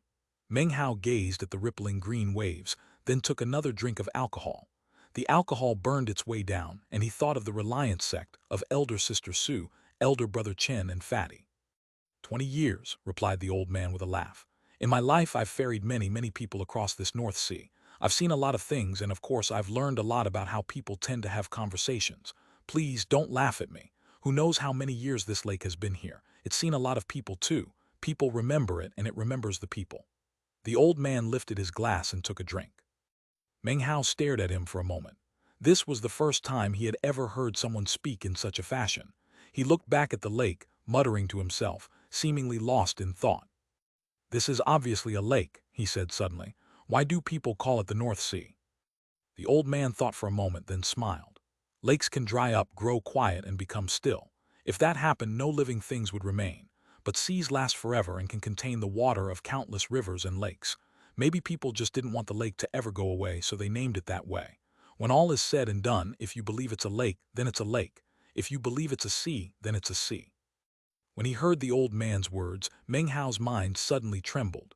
The hand holding the glass of alcohol began to quiver, and he stared out at the lake water, almost in a trance. He seemed to lose track of time. Time passed and the boat reached the shore. Meng Hao pulled out silver he'd acquired from a sect disciple and paid the fare. He bowed deeply to the old man, then watched as the boat drifted off. His eyes shone with a strange light.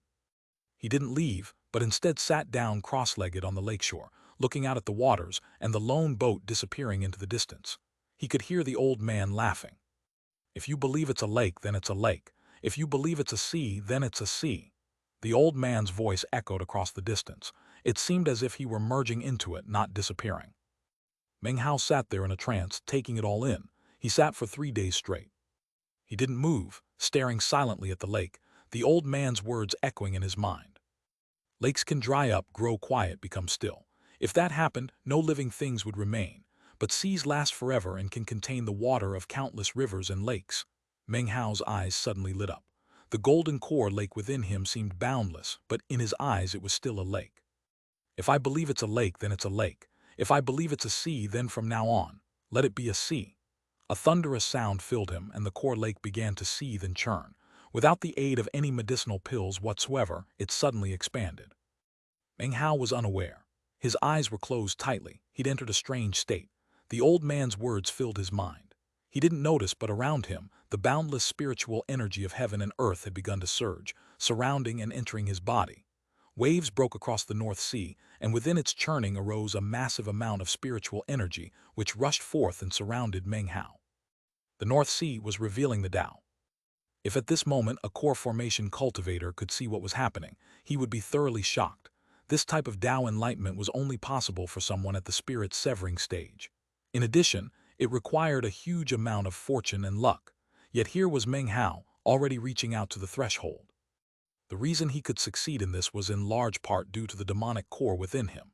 It was the core of a flying rain dragon, an ancient beast whose tail could transform into a demon.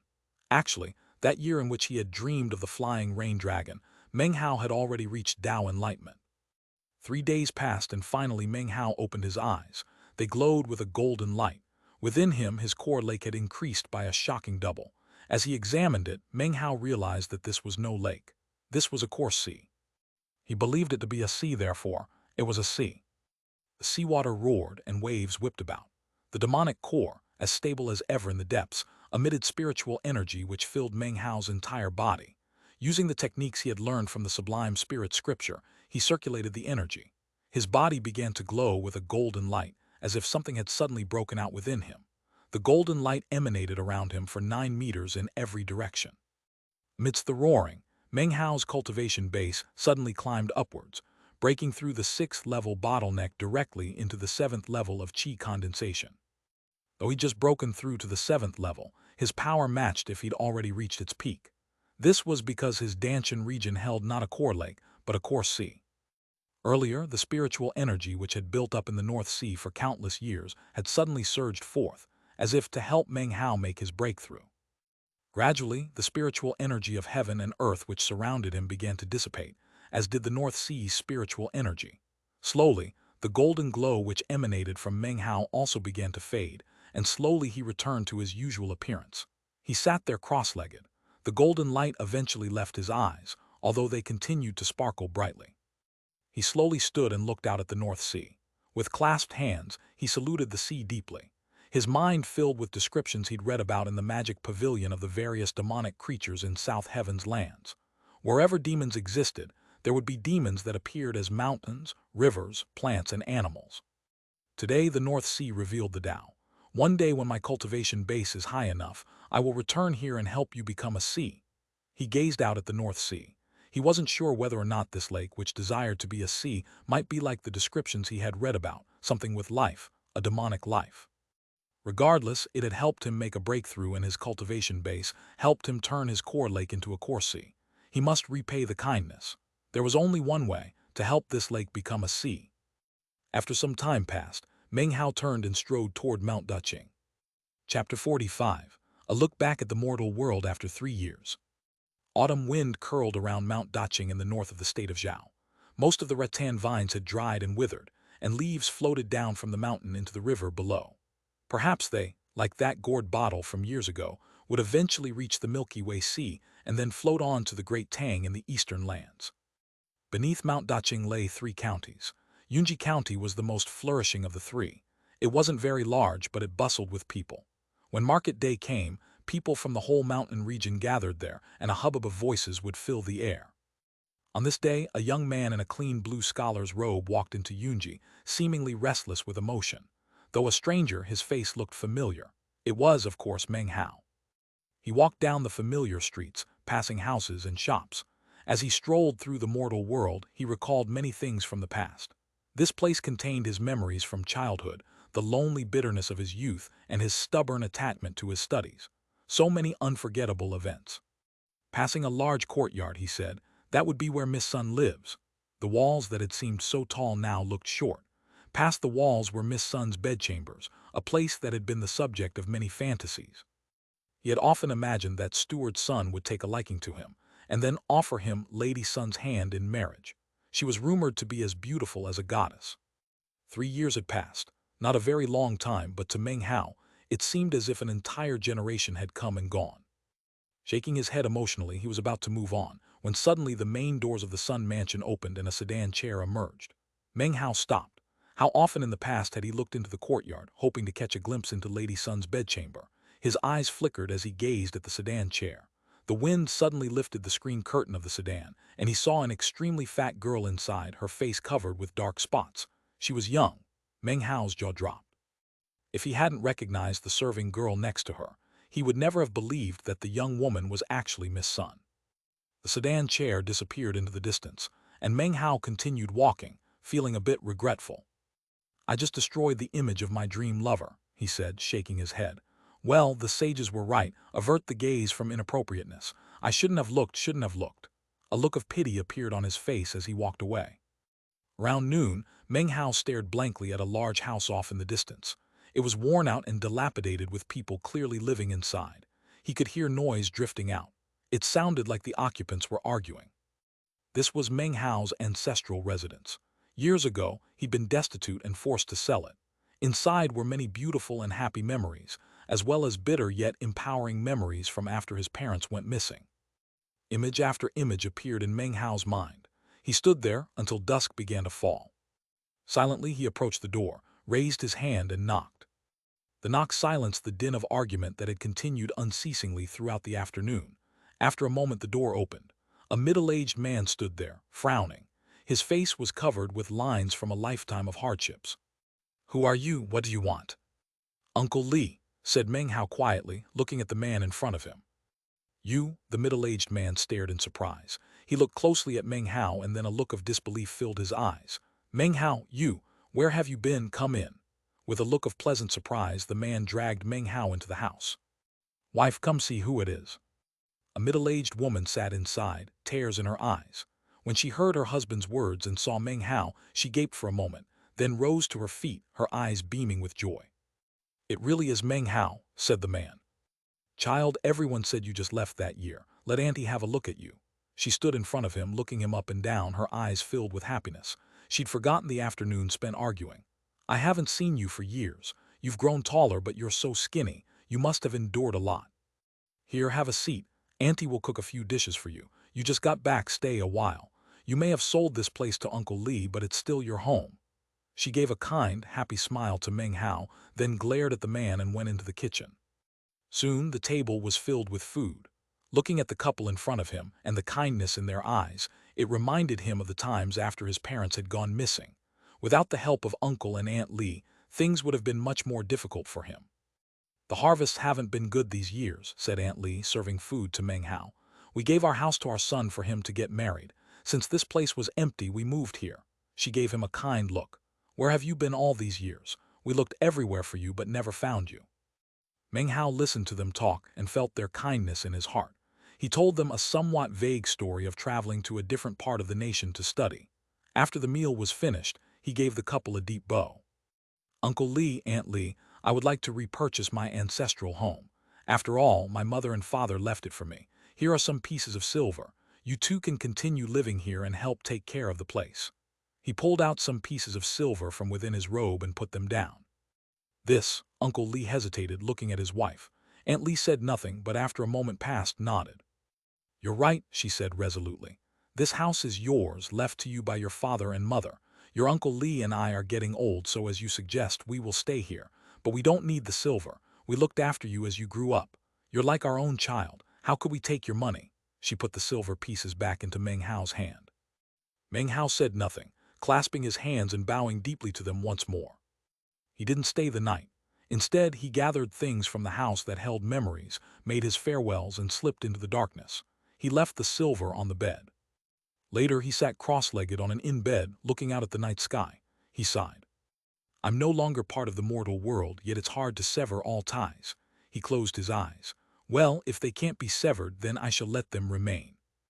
At dawn the next morning, Meng Hao found the Wang family carpenter shop.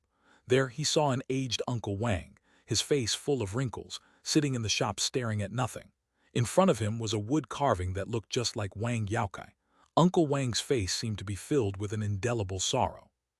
Meng Hao thought. He wasn't sure if Wang Yaokai was dead. After being promoted to the inner sect, he'd sought out Little Tiger, then inspected the area where Wang Yaokai had fallen off the cliff. He hadn't found any clues regarding what happened. With a sigh, Meng Hao walked into the carpenter's shop. Sensing that someone had arrived, Uncle Wang lifted his head. When he saw Meng Hao, he stared in surprise. Rubbing his eyes, he stood up, trembling. You're Meng Hao." "Uncle Wang, it's me." Meng Hao reached out to support the old man. "Where is Yaokai?" he asked. It seemed he hadn't forgotten the details about what happened that year. Looking at Meng Hao, he suddenly seemed excited. "You both went missing at the same time that year. Where is he?" "Yaokai wasn't able to return, so he asked me to send a message," said Meng Hao with a smile. "He'll be back in a few years. You can rest easy. Yaokai is living very well." He helped Uncle Wang into his chair, then sat with him, chatting. He told him they had gone to study, and Yaokai was so talented he wanted to continue studying before returning. Tears of excitement rolled down Uncle Wang's face. He listened to Meng Hao's story, nodding, and some wrinkles on his face seemed to disappear. Meng Hao continued telling interesting anecdotes, and the old man smiled. "That kid was always smart. He never wanted to study carpentry from me. He would spend all day thinking about other things. Good, good. If he can go out to study, it's a good thing." Uncle Wang's smile widened. Around noon, Meng Hao left, escorted to the door personally by Uncle Wang. Little Tiger and Fatty weren't from Yunji County, but the other two surrounding counties. Meng Hao wasn't very familiar with Little Tiger, but felt confident he could take care of himself. He definitely had to visit Fatty's family to let them know he was doing well. Fatty was most likely in the southern domain. Meng Hao sighed inwardly. That afternoon, he went looking for Steward Joe but couldn't find him. After asking around, he learned Steward Joe had moved away about half a year ago to the capital city of the state of Zhao. Meng Hao made no further inquiries and left Yunji County. There were many memories here, but Meng Hao knew that as soon as he had entered the Reliance sect, his path lay in the direction of the state of Zhao and the southern domain. He left in silence, taking only a few items stored in his bag, some pots and bowls and some bed quilts. The pots and bowls had been given to him by his father, and the quilts had been made by his mother. To Meng Hao, these things were priceless. There were 3 counties below Mount Daqing. In addition to Yunji County, there was Yunhai County and Yunkai County. Fatty's home was in Yunkai. It was smaller than Yunji, and although it was not as bustling, it was surrounded by vast tracts of land and was therefore quite a wealthy place. This was especially true of the handful of great families who controlled sizable properties and wealth. Fatty's father was the famous Moneybags Li of Yunkai County. From what Fatty had told him, his family employed several hundred workers, and the family compound was so large you could spend an entire day walking through it, filled with manservants and maidservants. He said his chamber pot was made of silver, his quilts purchased from the state of Zhao's capital, and that from childhood, maidservants heated his bed before he slept. That arrangement had continued as he grew up, and he couldn't remember how many maidservants he'd touched in his life. In any case, he'd never lacked for anything until his marriage was arranged. His fiancée was an extremely beautiful young woman from a famous scholar family in Yunkai. His father had put considerable thought and money into successfully arranging the matter. As he thought back to Fatty's expression when he talked about it, Meng Hao smiled. He walked into Yunkai County. Chapter 46, 3 Long Spears. Meng Hao had been to Yunkai County a few times before, usually to buy pens, ink, paper, and inkstones. The excess wealth prompted demand for scholarly embellishments, making writing supplies cheaper than average. Even though 3 years had passed, the place looked just like before. As Meng Hao walked down the streets, he couldn't help but notice that outside of many of the shops hung lanterns, upon which the character Li was written in sweeping calligraphy. From what Fatty had said, his father was the richest person in Yunkai and owned about half the county. He owned not just land but businesses, all marked with the character Li. After asking around, he determined the location of Fatty's house and headed in that direction. The sun was beginning to sink over the horizon, turning the sky dark and covering the land with a soft glow. It didn't take long to reach the east end of Yunkai County, where a massive estate stood, filled with a veritable forest of grand buildings. Above the main door, guarded by retainers, was a board inscribed Li Mansion. The lively sound of singing and dancing came from within. Meng Hao's body flashed, and he was inside. The large mansion surrounded an inner courtyard where singers and dancers were performing. Meng Hao caught sight of an extremely fat middle-aged man in a luxurious robe. He closely resembled Fatty. This was obviously his father. Sitting next to him was a young man with a prudent expression. He seemed wildly arrogant, wore expensive garments, yet his body looked frail, as if worn out by too much wine and women. He held a wine cup, and a somewhat indecent expression shone in his eyes as he looked over the singers and dancers. "Still not here," said the young man, frowning. His tone was cold and bored. "Any moment," said Fatty's father, looking extremely embarrassed but forcing an obsequious smile. "Young Lord Zhao, please wait a bit longer. My daughter-in-law takes things slowly." Several maidservants appeared in the distance. Behind them walked a young woman in a long gauzy garment, her hair pinned with phoenix hairpins. Her appearance was pure and beautiful, yet fear showed on her face. As she approached, she seemed to shiver from cold. "Father," she said as she approached. She bowed in greeting. "Xianxia, this is the young lord from the house of Zhao in Yunhai County," said Fatty's father softly. "Why don't you toast him?" He looked at his daughter-in-law apologetically. Though his son had been missing for years, she continued to wait for him, never complaining, treating her father-in-law with utmost filial piety. "Greetings, young Lord Zhao," said the girl softly, lowering her head. She was afraid, but knew the family was not in a good position. She lifted the wine pot, poured wine into a cup, and extended it to him with both hands. He looked at her, his eyes shining. He swallowed hard.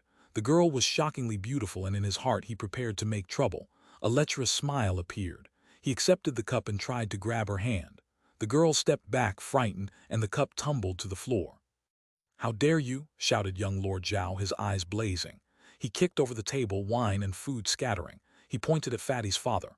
"Listen to me, Li Dafu. My younger brother is back and he's an immortal now. He wants your property, not your lives. I felt pity and spoke kindly of you to him, but then you humiliate me." Young Lord Zhao, this. Fatty's father hastily tried to speak.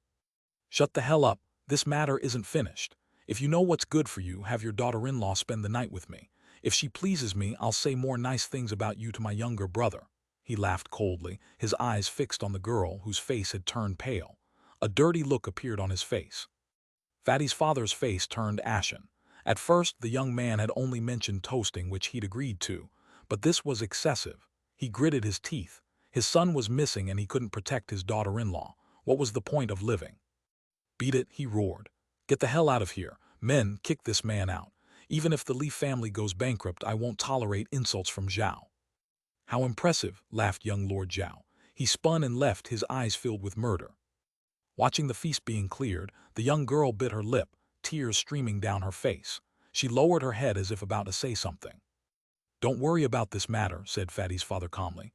"Law still exists. Please take the young miss back." Servants appeared to escort her away. Everything was quiet. Fatty's father trembled, staggering and suddenly seeming older.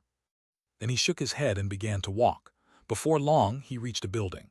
He pushed the door open. It was luxurious but seemed better if everything weren't covered with bite marks. "Fugui, where are you?" murmured Fatty's father as he sat down. "Why haven't you returned?" He looked older than before. He gently rubbed a bite mark on the table. "He's doing well," said a voice, breaking the silence. Fatty's father lifted his head, and his eyes filled with fear as he realized that somehow another person was standing in the room, next to the window. He had no idea when or how he had come to be standing there. He wore a long blue robe and looked like a scholar. It was none other than Meng Hao. "You?" Li Dafu stood up, looking alarmed. He took a few steps back. "I'm Li Fugui's friend from the sect, Meng Hao, from Yunji County."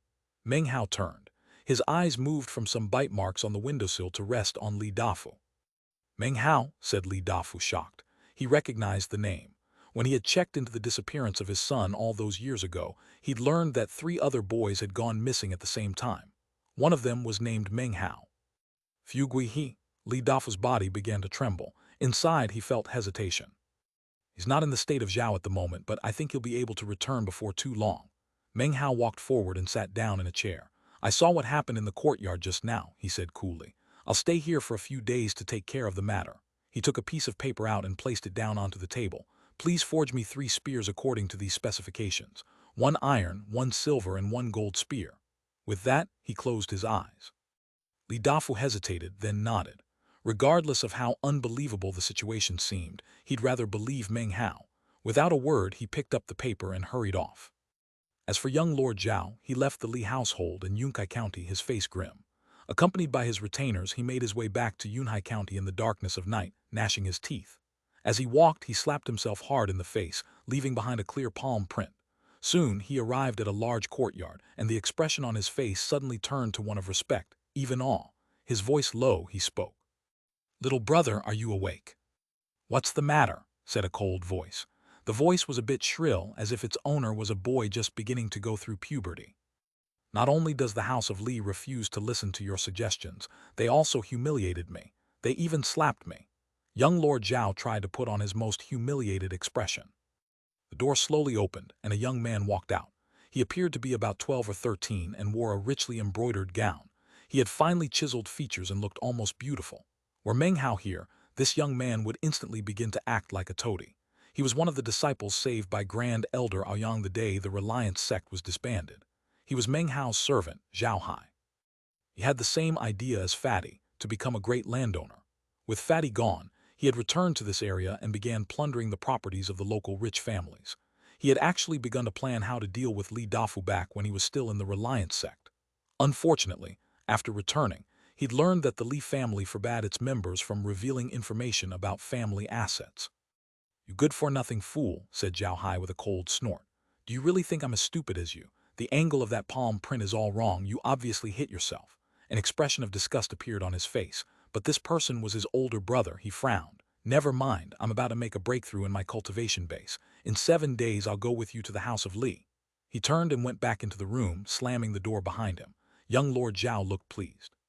His heart burned as he imagined the young girl's plaintive cries coming from underneath him. 7 days from now. 7 days passed. Zhao Hai walked out of the house of Li in Yunhai County, his hands clasped behind his back, followed by young Lord Zhao and a group of family retainers. Eyes filled with killing intent, they headed straight for Yunhai County. In Yunhai County, Meng Hao sat cross-legged in Fatty's room, meditating in silence. Around noontime, a light knock could be heard on the door. Meng Hao slowly opened his eyes to see Li Dafu entering the room. Behind him were 10 family retainers. 3 groups of 3 men each carried a spear, 1 iron, 1 silver, and 1 gold. Networks of fine lines were carved onto their surfaces, making them appear both primitive and luxurious. Meng Hao raised his hand, and the iron spear flew through the air toward him. Li Dafu and his servants gaped in shock. The iron spear was extremely heavy. Seeing Meng Hao snatch it from such a distance frightened them. Li Dafu's body shook and his eyes shone. Before, he'd surmised Meng Hao was not ordinary. Despite half-trusting him, he'd complied with the request to craft the 3 spears. Now, he thoroughly believed Meng Hao's words. This person was clearly not ordinary. Meng Hao nodded, retrieving the silver and gold spears. He tested them, then deposited them into his bag with a flick of his sleeve. Flopping sounds sounded as servants dropped to their knees and bowed, their expressions filled with shock. This is a series of 5 special chapters sponsored by John Ale. Jinping Lai, Eric Gordon, Christian de la Cruz, Sai Pakalapet, Marco Pacheco Dara, Chris Sherman, Sheila Mugan, Tejandra Johans, Deep Bhattacharya, Alan Porter, Daniel Delaney, Stephen Melendez, Abdul Azam Nasira Diana, and Austin Minot. Chapter 47, Another Encounter with Shang Yuan Ziu. An immortal. Li Dafu seemed frozen in place, trembling violently. He looked as if he might drop to his knees. Before, he'd assumed this person was extraordinary, but never imagined he could be an immortal. Then he suddenly became excited as he remembered the man said his son was a friend from his sect. Don't tell me that useless kid is now an immortal. Before he could ask, Meng Hao lifted his head and looked out the window. A commotion drifted from outside, then the main gate cracked open. Li Dafu, get the hell out here. My younger brother is an immortal and he's here to visit you. Come out here and bow to him. Li Dafu looked up. Meng Hao stood and walked to the door. Li Dafu followed hurriedly and they soon reached the outer courtyard. Pieces of the door lay scattered everywhere with moaning family retainers. The cocky young lord stood there, and behind him, a young man with one hand behind his back and the other held up in front. A finger-sized flame serpent encircled his hand. The young man looked proud and unyielding. His flame serpent caused surrounding onlookers to move away, gasping in fear and astonishment. "Kid brother, this is Li Dafu," said the young Lord Zhao, ignoring Meng Hao who stood behind him. "So you are, huh?" Zhao Hai lifted his chin as he started to speak, then suddenly caught sight of Meng Hao. His body immediately shook and his eyes filled with disbelief. The flame serpent instantly disappeared and blood drained from his horrified face. Unconsciously, an ingratiating look appeared on his face. "Li Dafu," shouted the swaggering young Lord Zhao, unaware of Zhao Hai's change. "You dare not kneel before my brother. He's an immortal. Do you understand what that means? He could exterminate your whole family with a wave of his hand. You still haven't brought the girl out. Prepare a good room immediately. If she takes care of me well and I'm happy, then maybe if you beg, I can provide you with an heir. Otherwise, your name dies out." The more he spoke, the more excited he became. Behind him, Zhao Hai's face turned deathly pale. He trembled looking at Meng Hao, his head spinning. Then his brother's words hit his ears and his heart filled with dread. "If you don't," continued the young lord, "then you're dead along with that scholar next to you. Hey, who's he? Your adopted son? You dare stare at me? Are you looking to die? My brother is an immortal." Before he even finished, his words reached Zhao Hai's ears like a thunderclap, causing him to leap up. Fury in his eyes, he slapped his older brother across the face. "Shut the hell up," he screamed, sounding as if he was about to weep. He knew Meng Hao too well. He remembered his status when he was in the inner sect, his victory over Wang Tengfei. Nobody in the outer sect was ignorant of Meng Hao, nor his 6th-level cultivation base. Meng Hao was like a lofty mountain that could crush Zhao Hai to death with little effort. Even as his brother cried out in pain, Zhao Hai dropped to his knees, body quivering. "Servant Zhao Hai extends greetings. Greetings to elder brother Meng." His brother stood next to him, gaping in surprise. Covering his face with a hand, he blurted, "Brother, what did you call him? Elder brother Meng, ha ha ha, so he's family. Ah, the girl must have caught his fancy too. Well, just give Meng. Shut up, screamed Zhao Hai. He looked as if he were so scared he would drop dead.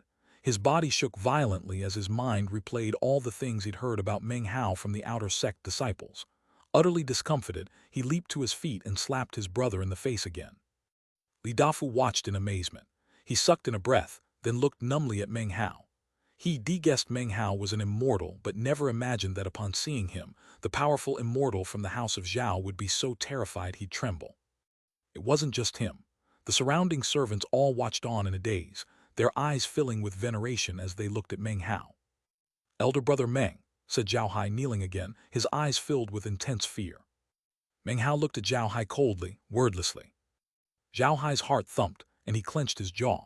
He caught sight of his older brother standing next to him, and his eyes filled with rage. He didn't dare to complain to Meng Hao, so he decided to vent his anger on his brother.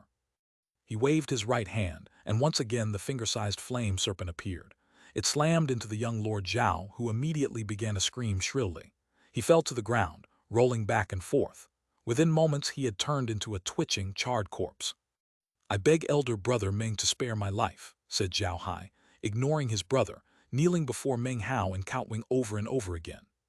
It seems you are reluctant to leave the mortal world behind, said Meng Hao coolly. Therefore from today on, set your mind at rest and live as a mortal. He lifted a finger and instantly, Zhao Hai's face paled and he spat blood. His dantian shattered and his second-level cultivation base was destroyed. He was no longer a cultivator but a mortal. He staggered up, saluting Meng Hao with clasped hands. Then he turned and left in anguish, supported by his men. He gradually disappeared into the distance. I didn't discipline him well enough, said Meng Hao, not watching as Zhao Hai left. He was my servant who ran away from the sect. He caused trouble for you, Uncle Li. He bowed with cupped fists. No harm was done, all is well, said Li Dafu, shaking his head. My thanks to you, immortal. He bent at the waist in a bow. His head was still spinning as he thought about the immortal of the house of Zhao being Meng Hao's servant. No need, Uncle Li, smiled Meng Hao. Fatty, Li Fugui is my closest friend in the sect. I came here in his place, so of course I would not turn a blind eye to such a situation. He took a step back, cupping his fists. I shall take my leave. He departed in a flash, gone within a few steps, leaving Li Dafu looking melancholy. He was thinking of his son. Then he smiled again, his eyes filling with pride and anticipation. My son has done well. He's an immortal. I will go burn some incense in the ancestral hall. This matter has brought glory to our family and ancestors. Meng Hao left Yunkai County. It was afternoon now, and his robe rippled in the autumn wind. The mountain wind grew stronger and stronger as he approached Mount Daqing. He stood on the same mountaintop where he'd stood in a daze 3 years before. Emotion filled his face. 3 years had passed so quickly. His face was no longer young and naive. He had matured, but Mount Daqing was the same as always. It would never change, nor would the great river flowing ceaselessly beneath it. Looking down at the river, Meng Hao thought of the gourd bottle he had thrown into it that year. He thought about how he had encountered elder sister Su, Fatty, Wang Yaokai, and Little Tiger. Silently he leaped into the air and onto a flying sword.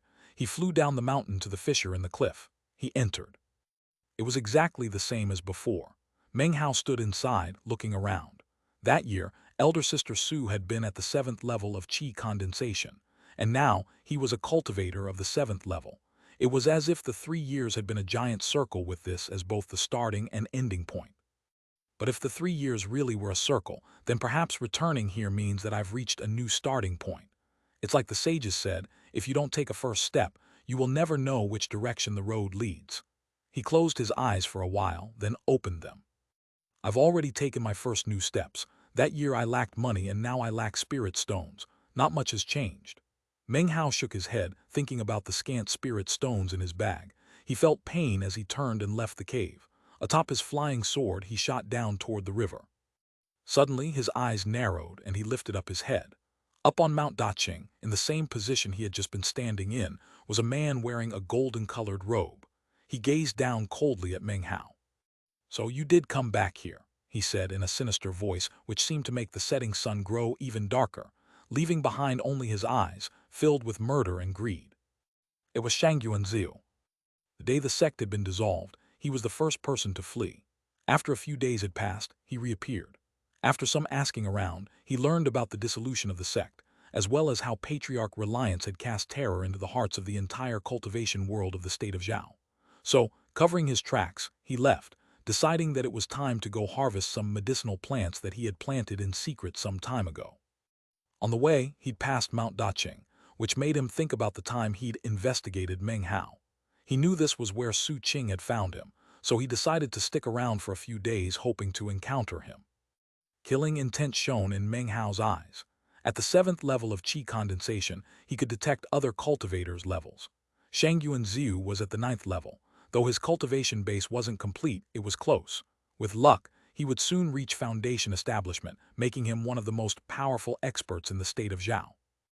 Meng Hao knew that he was no match for him, even if he had a lot of magical items on hand.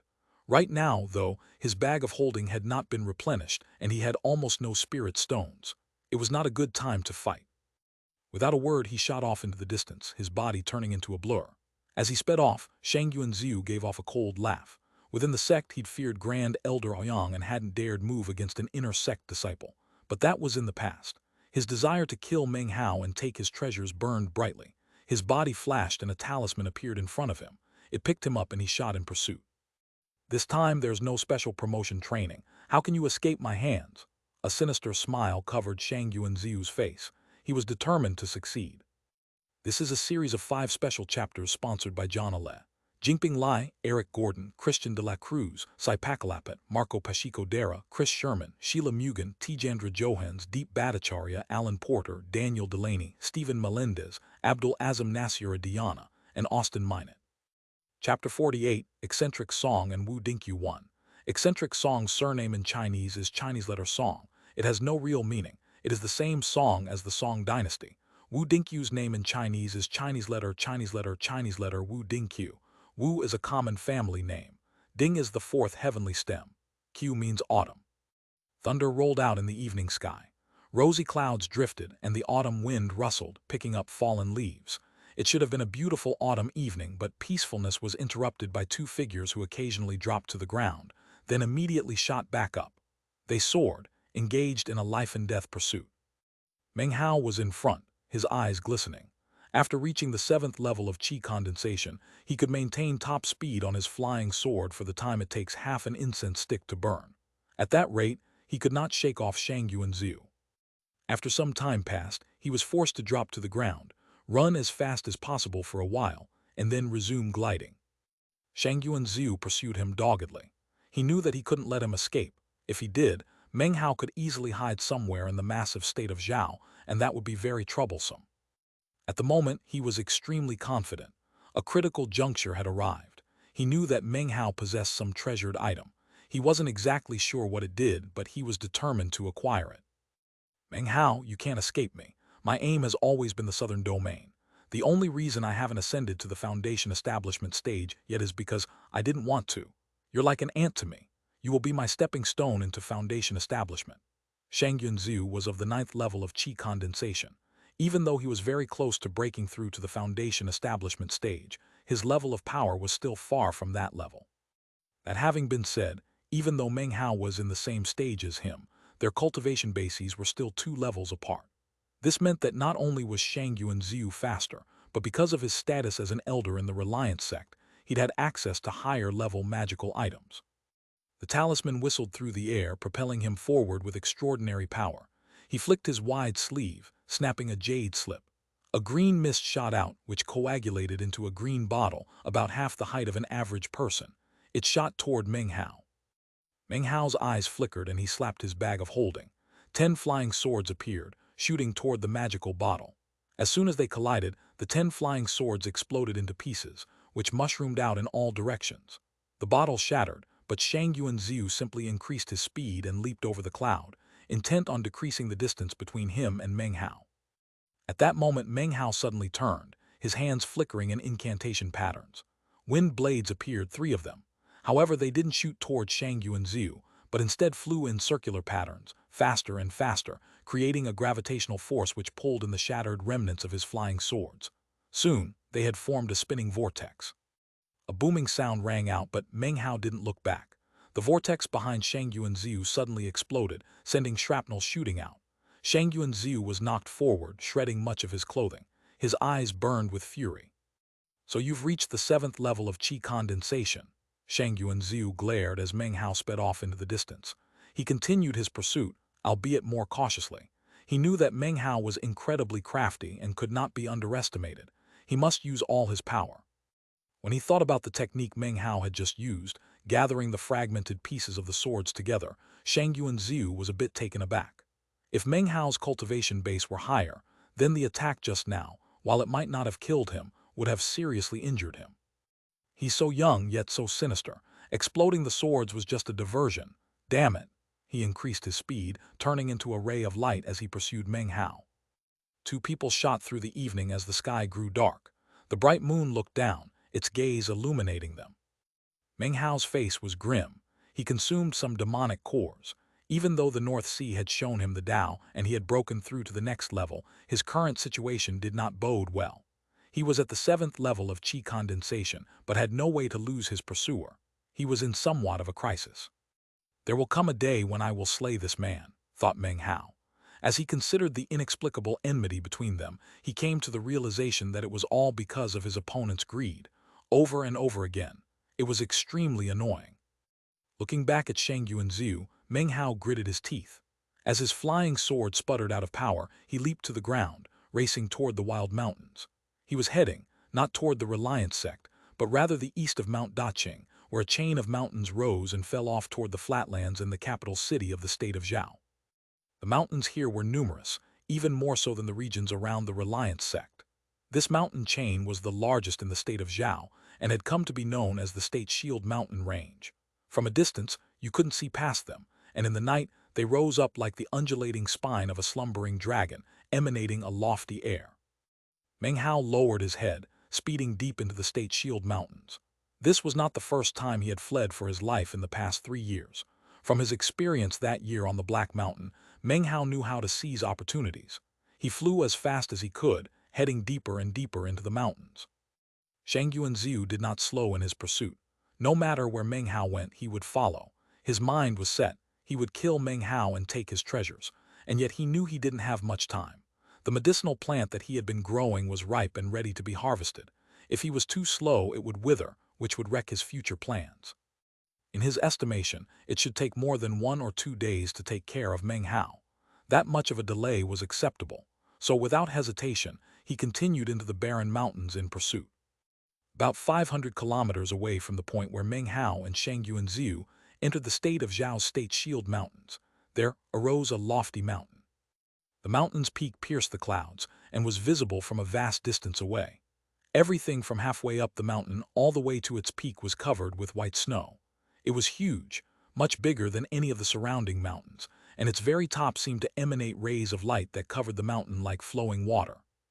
Next to this mountain was another mountain, whose top appeared to have been sliced off, forming a round, plateau-like platform. Assembled on the platform were nearly 100 cultivators wearing long, white robes. They were young, the youngest of the group being 11 or 12 years old, the oldest 17 or 18. There were boys and girls, and all of them wore expressions of keen anticipation. Some of them seemed to be keeping their cultivation base concealed, and their faces looked proud and unyielding. Some of the group were at the 7th or 8th level of qi condensation, and a few were even at the 9th. The weakest were at the 5th or 6th levels. There was no sect in the state of Zhao who had disciples like this. Clearly, whoever had gathered this group of youths was a major sect from the southern domain. Their clothing was all uniform, and they radiated an imposing air, as if they had the power to affect everything around them. Some of them had outstanding latent talent, and all of them were filled with vigor. Clearly, they belonged in the cultivation world. "These are some of my outer sect disciples," said a voice with a complacent laugh.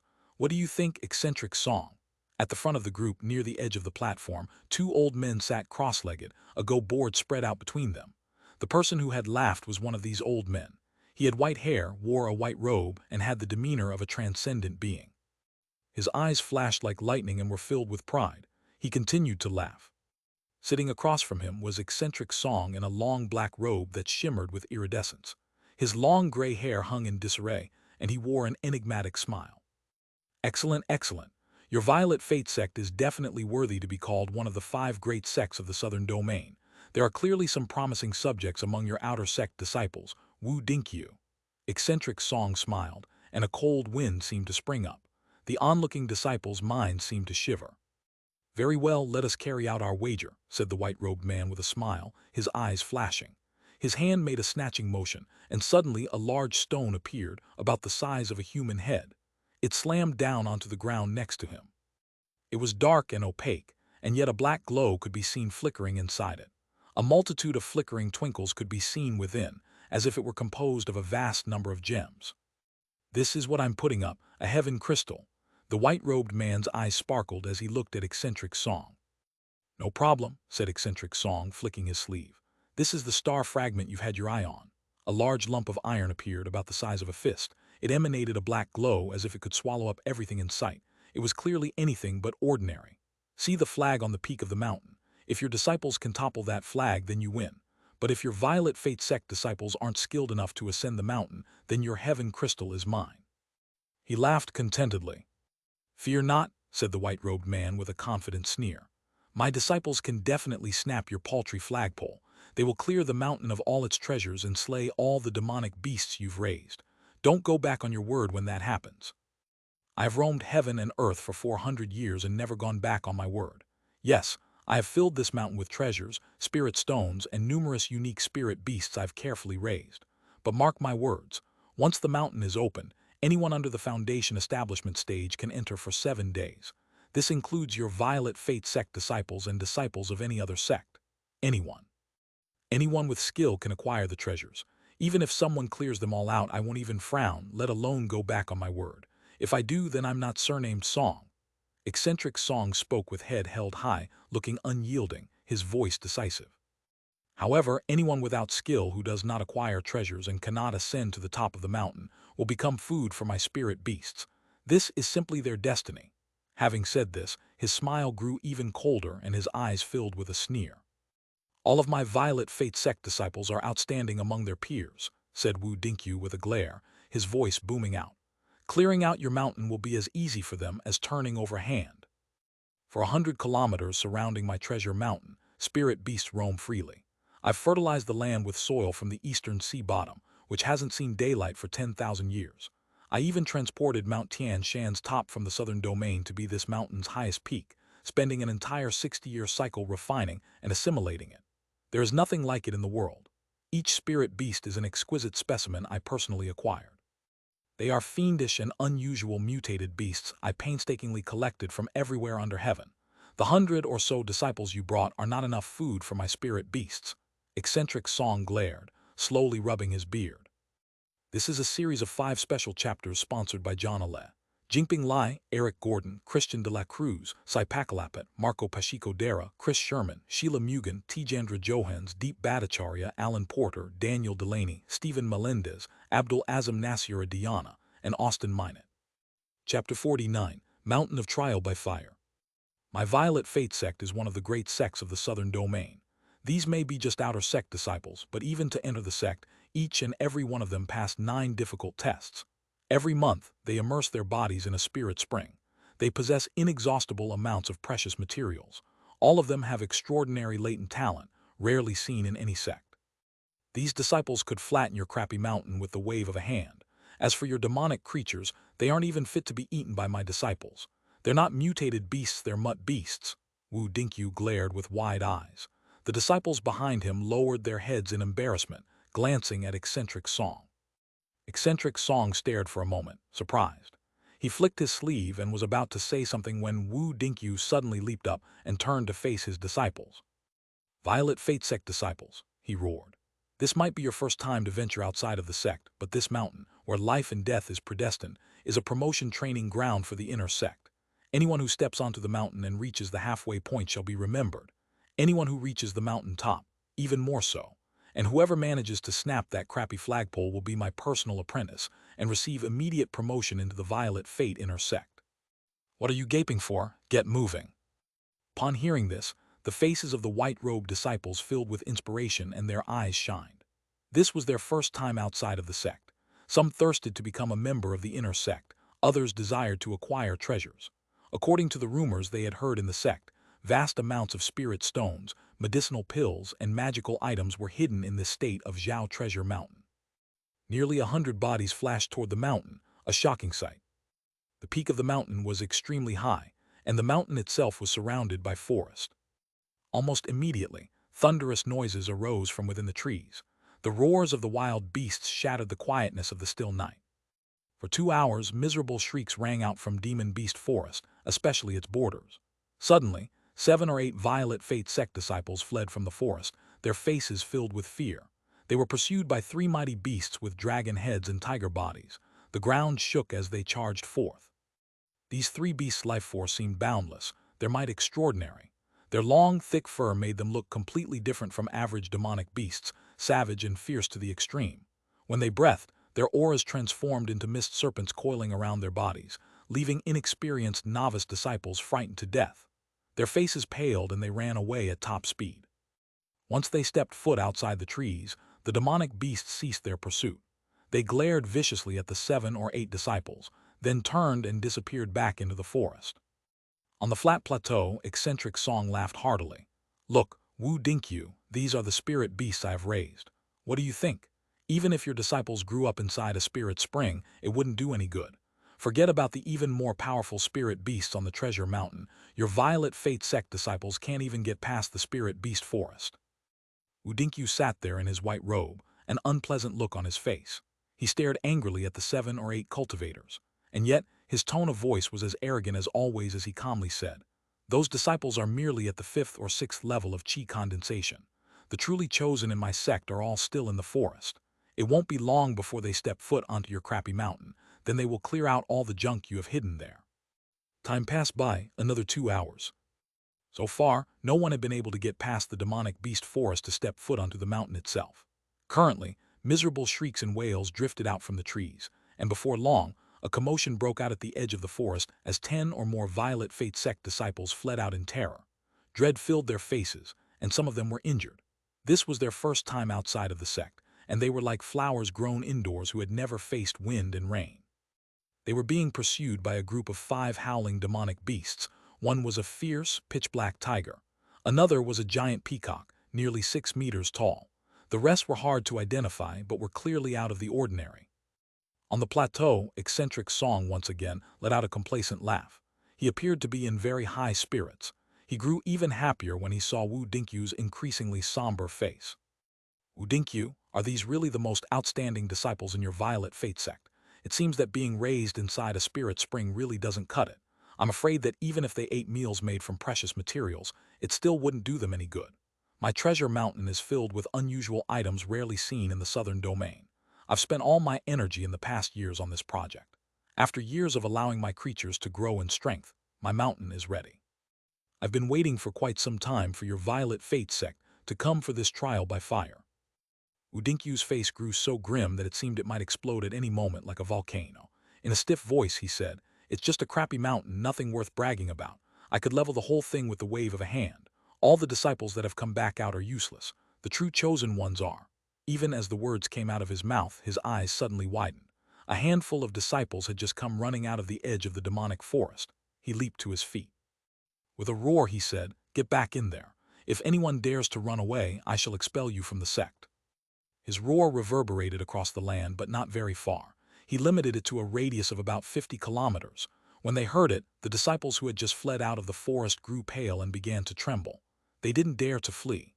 Gritting their teeth, they turned and headed back. The demonic beasts that had been pursuing them were also frightened and dared not attack. As for the 20 or more disciples who had already fled the demonic forest, their faces grew even paler, and they hesitated. They weren't sure if they should go back in or not. "Be it the Violet Fate sect's disciples, or another sect's disciple, during these 7 days anyone can enter my spirit beast forest," said eccentric Song with a hearty laugh. "Anyone with the skill to step foot on my treasure mountain can have the chance to take away the treasures. I will neither stop them nor even frown. Even the flag on the mountain peak is fair game. There I have placed a bag of the cosmos, which can hold mountains and rivers inside." Upon hearing his laughter, Wu Dinkyu's face grew more unsightly. He was beginning to feel that this eccentric Song was too spiteful. He had filled the mountain with treasures and seemed to have complete confidence that they wouldn't be touched. Wu Dinkyu flicked his sleeve and made to leave. He had already suffered too much humiliation and would not stand for any more. But before he could go, eccentric Song stood and blocked his way. Fellow Taoist Wu, we had an arrangement. Before we finish our game of Go, neither of us may leave. You're an elder from one of the great sects of the southern domain. You're not going to go back on your word, are you? As he laughed, his beard floated up a bit. His face was filled with utter pride, and it seemed he had no intention of letting Wu Dinkyu leave. At that moment, Meng Hao was several thousand kilometers away, flying quickly through the mountain forest. Around him, autumn leaves floated in the air, and behind him, Shang Yuanziu was in hot pursuit, killing intent radiating out from him. This state shield mountain range goes on forever, Meng Hao, said Shang Yuanziu, his voice sinister. Its depths are filled with miasma. Going in this direction is the same as picking the road to death. Pipe down, said Meng Hao coldly. He frowned. It was the first thing he had said this entire time. He was really getting annoyed with Shang Yuanziu. As far as he was concerned, it was fine if he wanted to chase him, but the ceaseless chatter was unnecessary. Shang Yuanziu's eyes glittered, and he lifted up his hands in front of him, then slapped them together.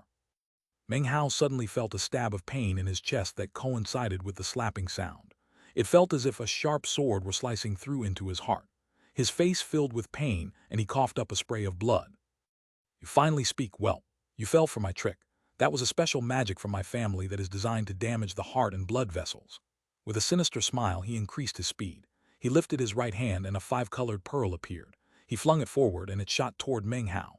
Before it reached him, it suddenly exploded, transforming into several five-colored streams of mist which then merged into the shape of a hideous evil spirit. It howled as it pounced toward Meng Hao. Meng Hao looked back with a grim expression. Having no time even to spit the blood from his mouth, his hands flickered in incantation gestures, and his body sped forward with increased speed. As the five-colored mist spirit approached, a head-sized water globe formed in his left hand. From his right had emerged a roaring flame python 30 meters in length. The water globe shot forth first, exploding to form a rain of water arrows. The flame python flew forward, then exploded in midair, sending scorching heat rolling out into the night air. This caused the water droplets to transform into a mist. Guided by the aura from Meng Hao's cultivation base, it surrounded the area, sending the five-colored mist spirit into confusion. It no longer could identify Meng Hao's position. Even Shang Yuanziu's vision was obscured, leaving him shocked.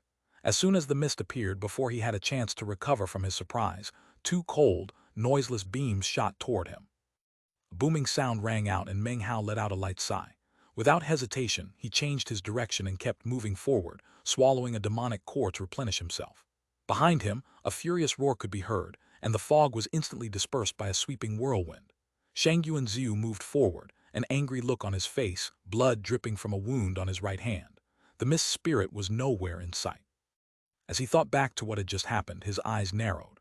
Were it not for his quick reaction in detonating the mist spirit to block the two wooden swords, he would have lost his right hand. Even still, his hand had been cut open. Even more alarming, he felt the spiritual energy within his body slowly leaking out through the wound.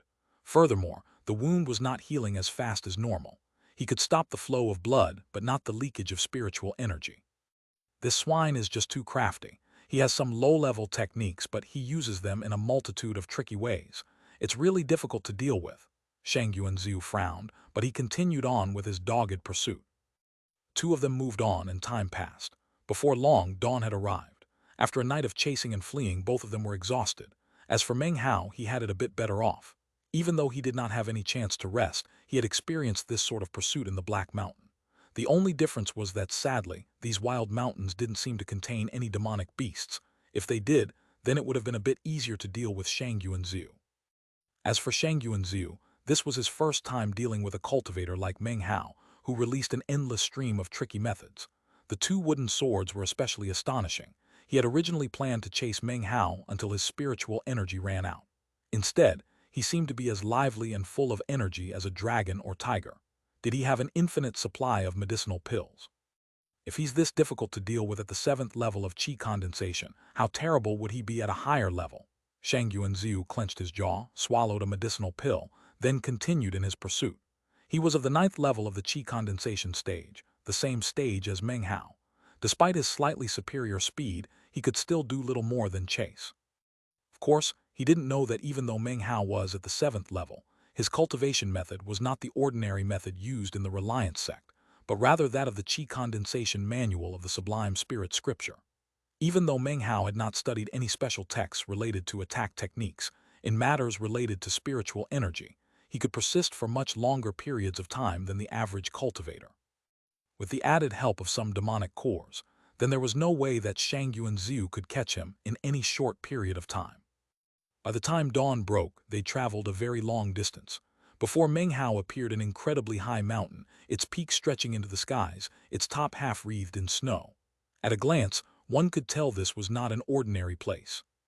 This is a series of 5 special chapters sponsored by John Ale, Jinping Lai, Eric Gordon, Christian de la Cruz, Sai Pakalapet, Marco Pacheco Dara, Chris Sherman, Sheila Mugan, Tejandra Johans, Deep Bhattacharya, Alan Porter, Daniel Delaney, Stephen Melendez, Abdul Azam Nasira Diana, and Austin Minot. Chapter 50, Iron Spear. As soon as he caught sight of the mountain ahead, Meng Hao's eyes shone. It was clearly beyond the ordinary and perhaps contained demonic beasts. In any case, he didn't have time to think. His body flashed as he shot directly toward the mountainous forest at its foot. Behind him, Shang Yuanziu's expression changed. His cultivation base was higher than Meng Hao's. He had tread the cultivation world for many years and had seen many things. He could tell that something was fishy about this mountain. But as he saw Meng Hao charge forward, he put aside his doubts, gritted his teeth, and followed. Meanwhile on the plateau, white-robed Wu Dinkyu and eccentric Song sat, seemingly playing Go but really focused on the fighting below. From their vantage point, it was clear the Violet Fate sect disciples were stuck in the mountain forest and after an entire night could not step onto the mountain. One by one, they were rebuffed by the demonic beasts. The Violet Fate sect disciples truly are beyond ordinary, said eccentric Song, laughing. To be able to stay in the spirit beast forest for an entire night is excellent. Wu Dinkyu, you really should be proud. He looked extremely complacent, and even happier when he saw the dark look on Wu Dinkyu's face. Wu Dinkyu's face sank even deeper as he saw the sorry state of his disciples within the forest. He let out a cold harumph. Wu Dinkyu, you should really proud. Last time the Golden Frost sect came to me to engage in trial by fire, they were all defeated by my spirit beasts. Not a single one could make it to my treasure mountain to see the truly powerful spirit beasts. I felt really sad about that. I really hope that your Violet Fate sect disciples can make a good showing. This spirit forest is filled with spirit beasts that I meticulously selected. For example, that one. He proudly pointed a finger toward a white-colored ape. Its entire body, even its eyes, was white as snow, and its appearance incredibly fierce. With a single swipe, it slashed a Violet Fate sect disciple's arm, sending blood spraying. It moved with incredible speed, like a white wind. It had already injured about 7 or 8 disciples. That is a snow peak mutated beast, rarely seen in the world.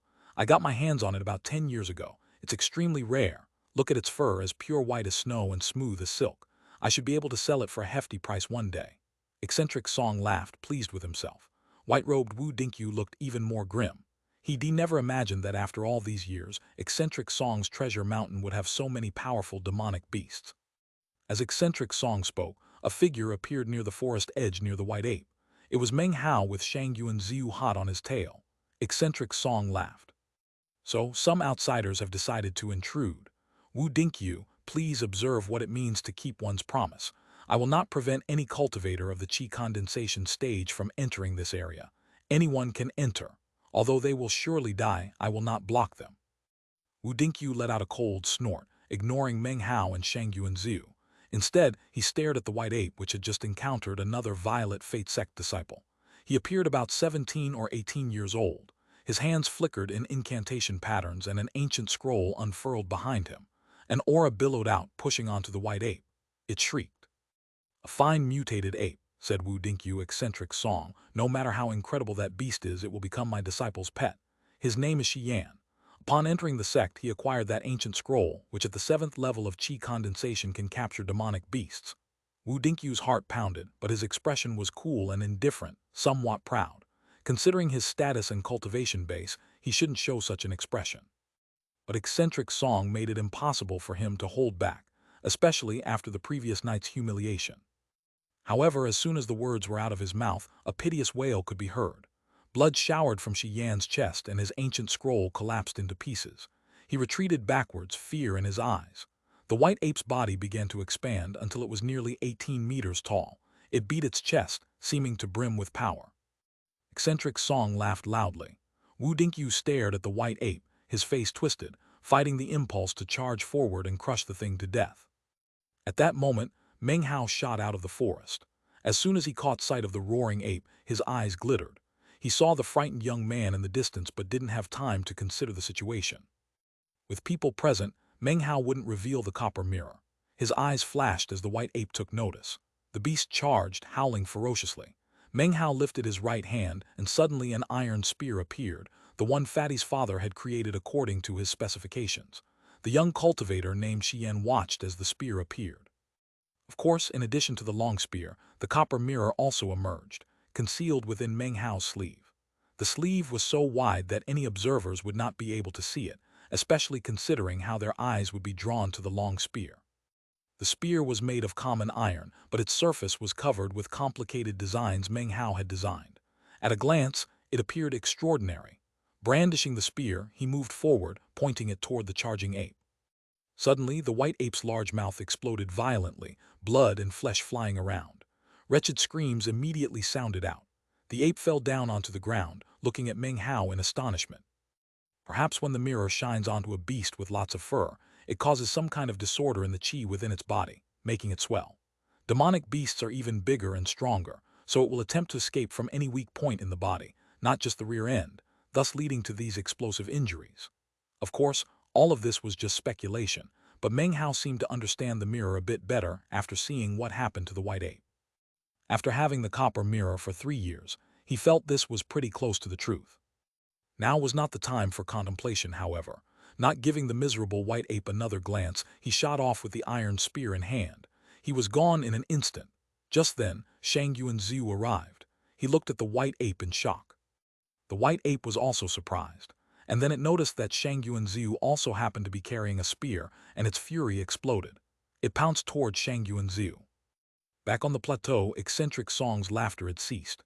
Next to him, Wu Dinkyu also watched on in surprise. They stared at Meng Hao and his iron spear, their eyes filled with amazement. Meng Hao sped through the demonic beast forest, listening to the white ape's howls and Shang Yuanziu's roars. His eyes flickered and he harumphed coldly. Before long, he heard another commotion ahead. Soon, he saw 4 or 5 cultivators in white robes, engaged in vicious combat with 3 6-meter-tall demonic beasts. One was a large black tiger, the other was a peacock whose body emanated a glowing violet light. The last was an enormous giant rat, fierce and cruel in appearance, seemingly unable to be killed. As soon as Meng Hao appeared in the fight, a vicious light appeared in the peacock's eyes, and it charged like an insane gale straight toward him. Calm as ever, Meng Hao kept moving forward, pointing the iron spear. Suddenly, the giant peacock's body trembled and it shrieked. Its head exploded and it fell dead, surrounded by blood and gore. The black tiger and giant rat were shocked. As they stared dumbly, Meng Hao's body turned into a streak of light and he shot off. As for the Violet Fate sect disciples, they watched, dumbfounded, as Meng Hao disappeared. His iron spear had left them awestruck. Without pausing, Meng Hao continued on. Shang Yuanziu had resumed his furious pursuit. A grim smile appeared on Meng Hao's face. He increased his speed, charging forward. Every time he encountered a demonic beast, he would wave his spear at it and it would retreat, crying out miserably. Not a single beast could block his path. In contrast, Shang Yuanziu was blocked at every turn. His enraged roars sounded further and further away from Meng Hao. Meng Hao also encountered more and more young, white-robed cultivators along his way, all of them locked in deadly battles with demonic beasts. As he passed, he would cause these seemingly unmatchable, fierce creatures to flinch back with blood-curdling screams. The cultivators would look at Meng Hao's retreating figure with awe. Who was that? That long spear is some kind of magical item. It's so powerful. How vicious. Damn it, if I had a spear like that, I could run amok through this demonic beast forest. Conversation buzzed among the Violet Fate sect disciples, caused by Meng Hao's shocking passage. On top of the plateau, Wu Dinkyu's eyes glittered, and a smile tugged at the corners of his mouth. His laughter rang out, filled with joy as well as a pleased anger. So these are mutated beasts, he said. Excellent, excellent. They are all amazing beasts. Let me have a look. Some are missing eyes, others have had their heads ripped off. There are some whose entire bodies are covered with blood. One even had its butt exploded. Eccentric Song, didn't you say that this demonic beast forest was fertilized with soil from the East Sea? And didn't you say that these mutated beasts were all amazing? It seems they are having a bit of a rough time today. An unsightly expression filled eccentric Song's face as he watched Meng Hao make his way through the demonic creature forest. He watched all his precious demonic beasts retreating with blood-curdling cries, covered with blood. When he saw the death of the peacock, his heart felt as if it had been stabbed with a knife. This type of peacock was called a snow phoenix and was extremely rare. He had paid quite an exorbitant price for it several years ago and had cared for it like a treasured jewel. And yet the iron spear had exploded its head in an instant. Even though it was dead, its powerful life force caused the corpse to twitch and writhe. Eccentric Song felt extreme regret, but his eyes shone forth with an air of indifference. "Who cares?" he said.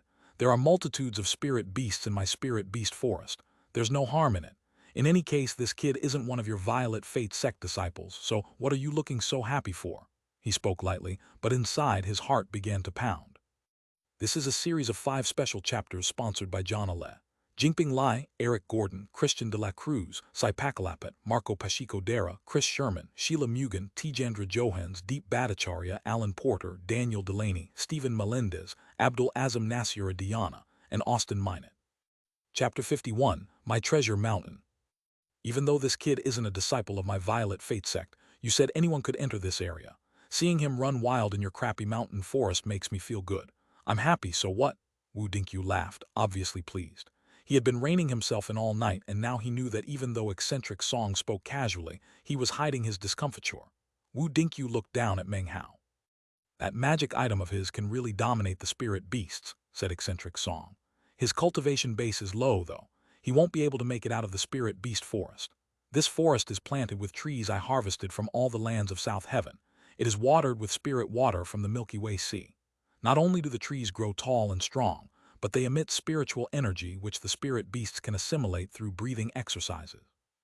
In my spirit beast forest there is also—" His voice came to a sudden screeching stop. Meng Hao shot forward, attracting the attention of the surrounding demonic beasts. He was nearing the foot of the spirit mountain. It was several hundred meters away.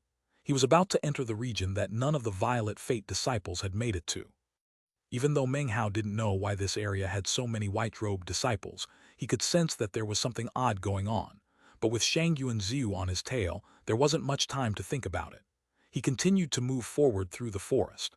Suddenly, an enormous demonic beast, nearly 12 meters tall, burst out in front of him. It was a gigantic woolly mammoth with red eyes and sharp, gleaming tusks. The earth shook as it charged with tremendous power. "The kid is dead this time," eccentric Song said casually. "This is my mutated mammoth which I captured in the life-wasting cave, one of the most dangerous places in the southern domain.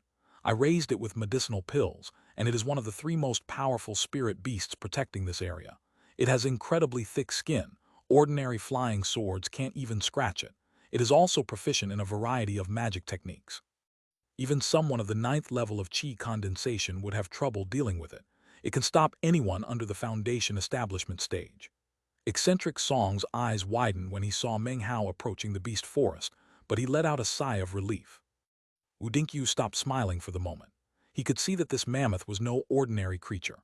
The Violet Fate sect didn't possess many mutated beasts, but after hearing eccentric Song blather on about it, he couldn't help but frown and mutter to himself that the man really was strange. He didn't care much at all for cultivation, but loved seeking out demonic beasts to raise, especially ones as strange as this. Then Wu Dinkyu's eyes began to shine. Eccentric Song's expression suddenly changed, and he shot to his feet, a horrified expression on his face. Within the demonic forest, the demonic mammoth charged at Meng Hao. Meng Hao took in a deep breath and retreated a bit, groaning inwardly about how many demonic beasts were in this place. He raised the iron spear and pointed it. The charging mammoth stopped and quivered, then its trunk exploded with a bang, half of it flying to strike a nearby tree that collapsed. Enraged by pain, it charged again. Meng Hao waved his spear with a boom. The mammoth's back exploded, then its mouth.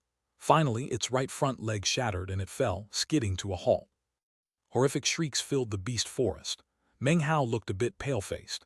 He glanced around, then charged forward, leaving the demonic forest behind and entering the treasure mountain. Some distance behind, Xianxia Audiobook was in a tight spot, unable to free himself from the surrounding, red-eyed demonic beasts.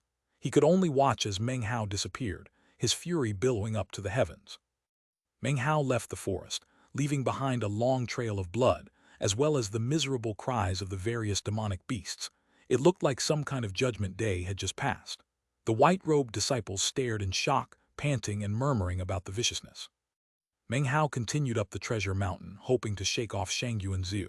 He moved forward rapidly and soon reached its foot. As he stepped onto it, he suddenly stopped, staring in astonishment. Up ahead, lying beneath a boulder, was a pill bottle. Multicolored strands of light wafted about it. It was clearly not an ordinary item. Meng Hao picked it up and opened it. Immediately, a fragrant medicinal smell wafted out. Inside was a medicinal pill the size of a thumb. Meng Hao placed the bottle into his bag of holding. Now he understood what all the white-robed disciples were doing in the area. They sought this mountain. That's a universe spirit pill, extremely useful to anyone in the qi condensation stage. Wu Dinkyu laughed as he looked at the trail Meng Hao had left through the demonic forest. Next to him, eccentric Song had an extremely unsightly expression on his face, and yet he let out a cold laugh. My treasure mountain has many medicinal pills and spirit stones. This kid can grab a pill, but if he thinks he can reach the top, he's dreaming. The spirit beasts on my treasure mountain are 1 in a million. Only the best of the best have the requisite latent talent to be placed on it. He spoke lightly, yet pain grew in his heart. Look there, said eccentric Song, pointing at a demonic beast rising ahead. That is a fierce beast I raised. It has the body of a deer and the head of a python. It is extremely fast and if injured becomes even fiercer. It will never stop fighting until it dies, and once it catches the scent of blood, it goes wild. A qi condensation cultivator who faces it will surely perish.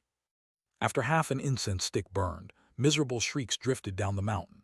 Seeing the blood, eccentric Song looked ready to lose his mind. The demonic beast stared in astonishment, then fled at top speed. Its tail was destroyed, an eye badly mangled, and only 2 legs remained. Yet it still moved quickly, as eccentric Song had said. Meng Hao continued forward. Having passed through another demonic beast's territory, he now encountered a pile of several hundred spirit stones. Looking excited, he continued on up the mountain.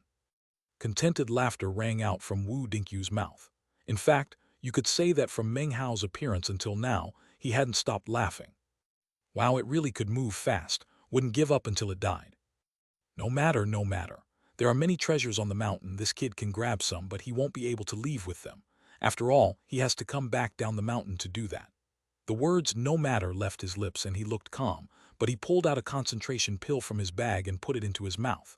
A crazed look had appeared in his eyes, and he felt a dark premonition in his heart. An hour later, Meng Hao had already reached the halfway point. No matter what demonic beast came his way, he sent it away screaming. Though dangerous situations arose, a wave and point of his iron spear dissolved them, and he collected spirit stones, medicinal pills, and magical items. To Meng Hao, this entire mountain was a treasure trove. He was retrieving a scroll painting from behind a boulder. It emanated a gentle glow with abundant spiritual energy. Excited, he put it into his bag of holding. Below him in the demonic forest, more than a few Violet Fate sect disciples lifted their heads up and caught sight of him, leaving them shocked. As eccentric Song watched, his face grew dark and his body trembled.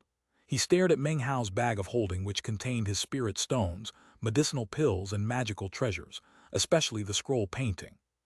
The scroll painting was a treasure he had acquired many years ago. Sealed within were the spirits of several beasts. When his most beloved demonic beast had died, he had sealed it within. Now Meng Hao had taken it. Eccentric Song's body shook violently, and he produced 2 more concentration pills and swallowed them. He struggled to maintain an unconcerned expression, but Wu Dinkyu's laughter pierced his ears. My treasure mountain has many treasures, he said, forcing himself to be calm. So what if a few are taken? He will not escape the mountain. I've carefully collected these spirit beasts from everywhere in the world. There are too many for him to escape easily. 2 hours later, Meng Hao had almost reached the snowy area past the halfway point. He sped forward eagerly. Down in the demonic forest, more than half of the Violet Fate sect disciples could see him on the mountain.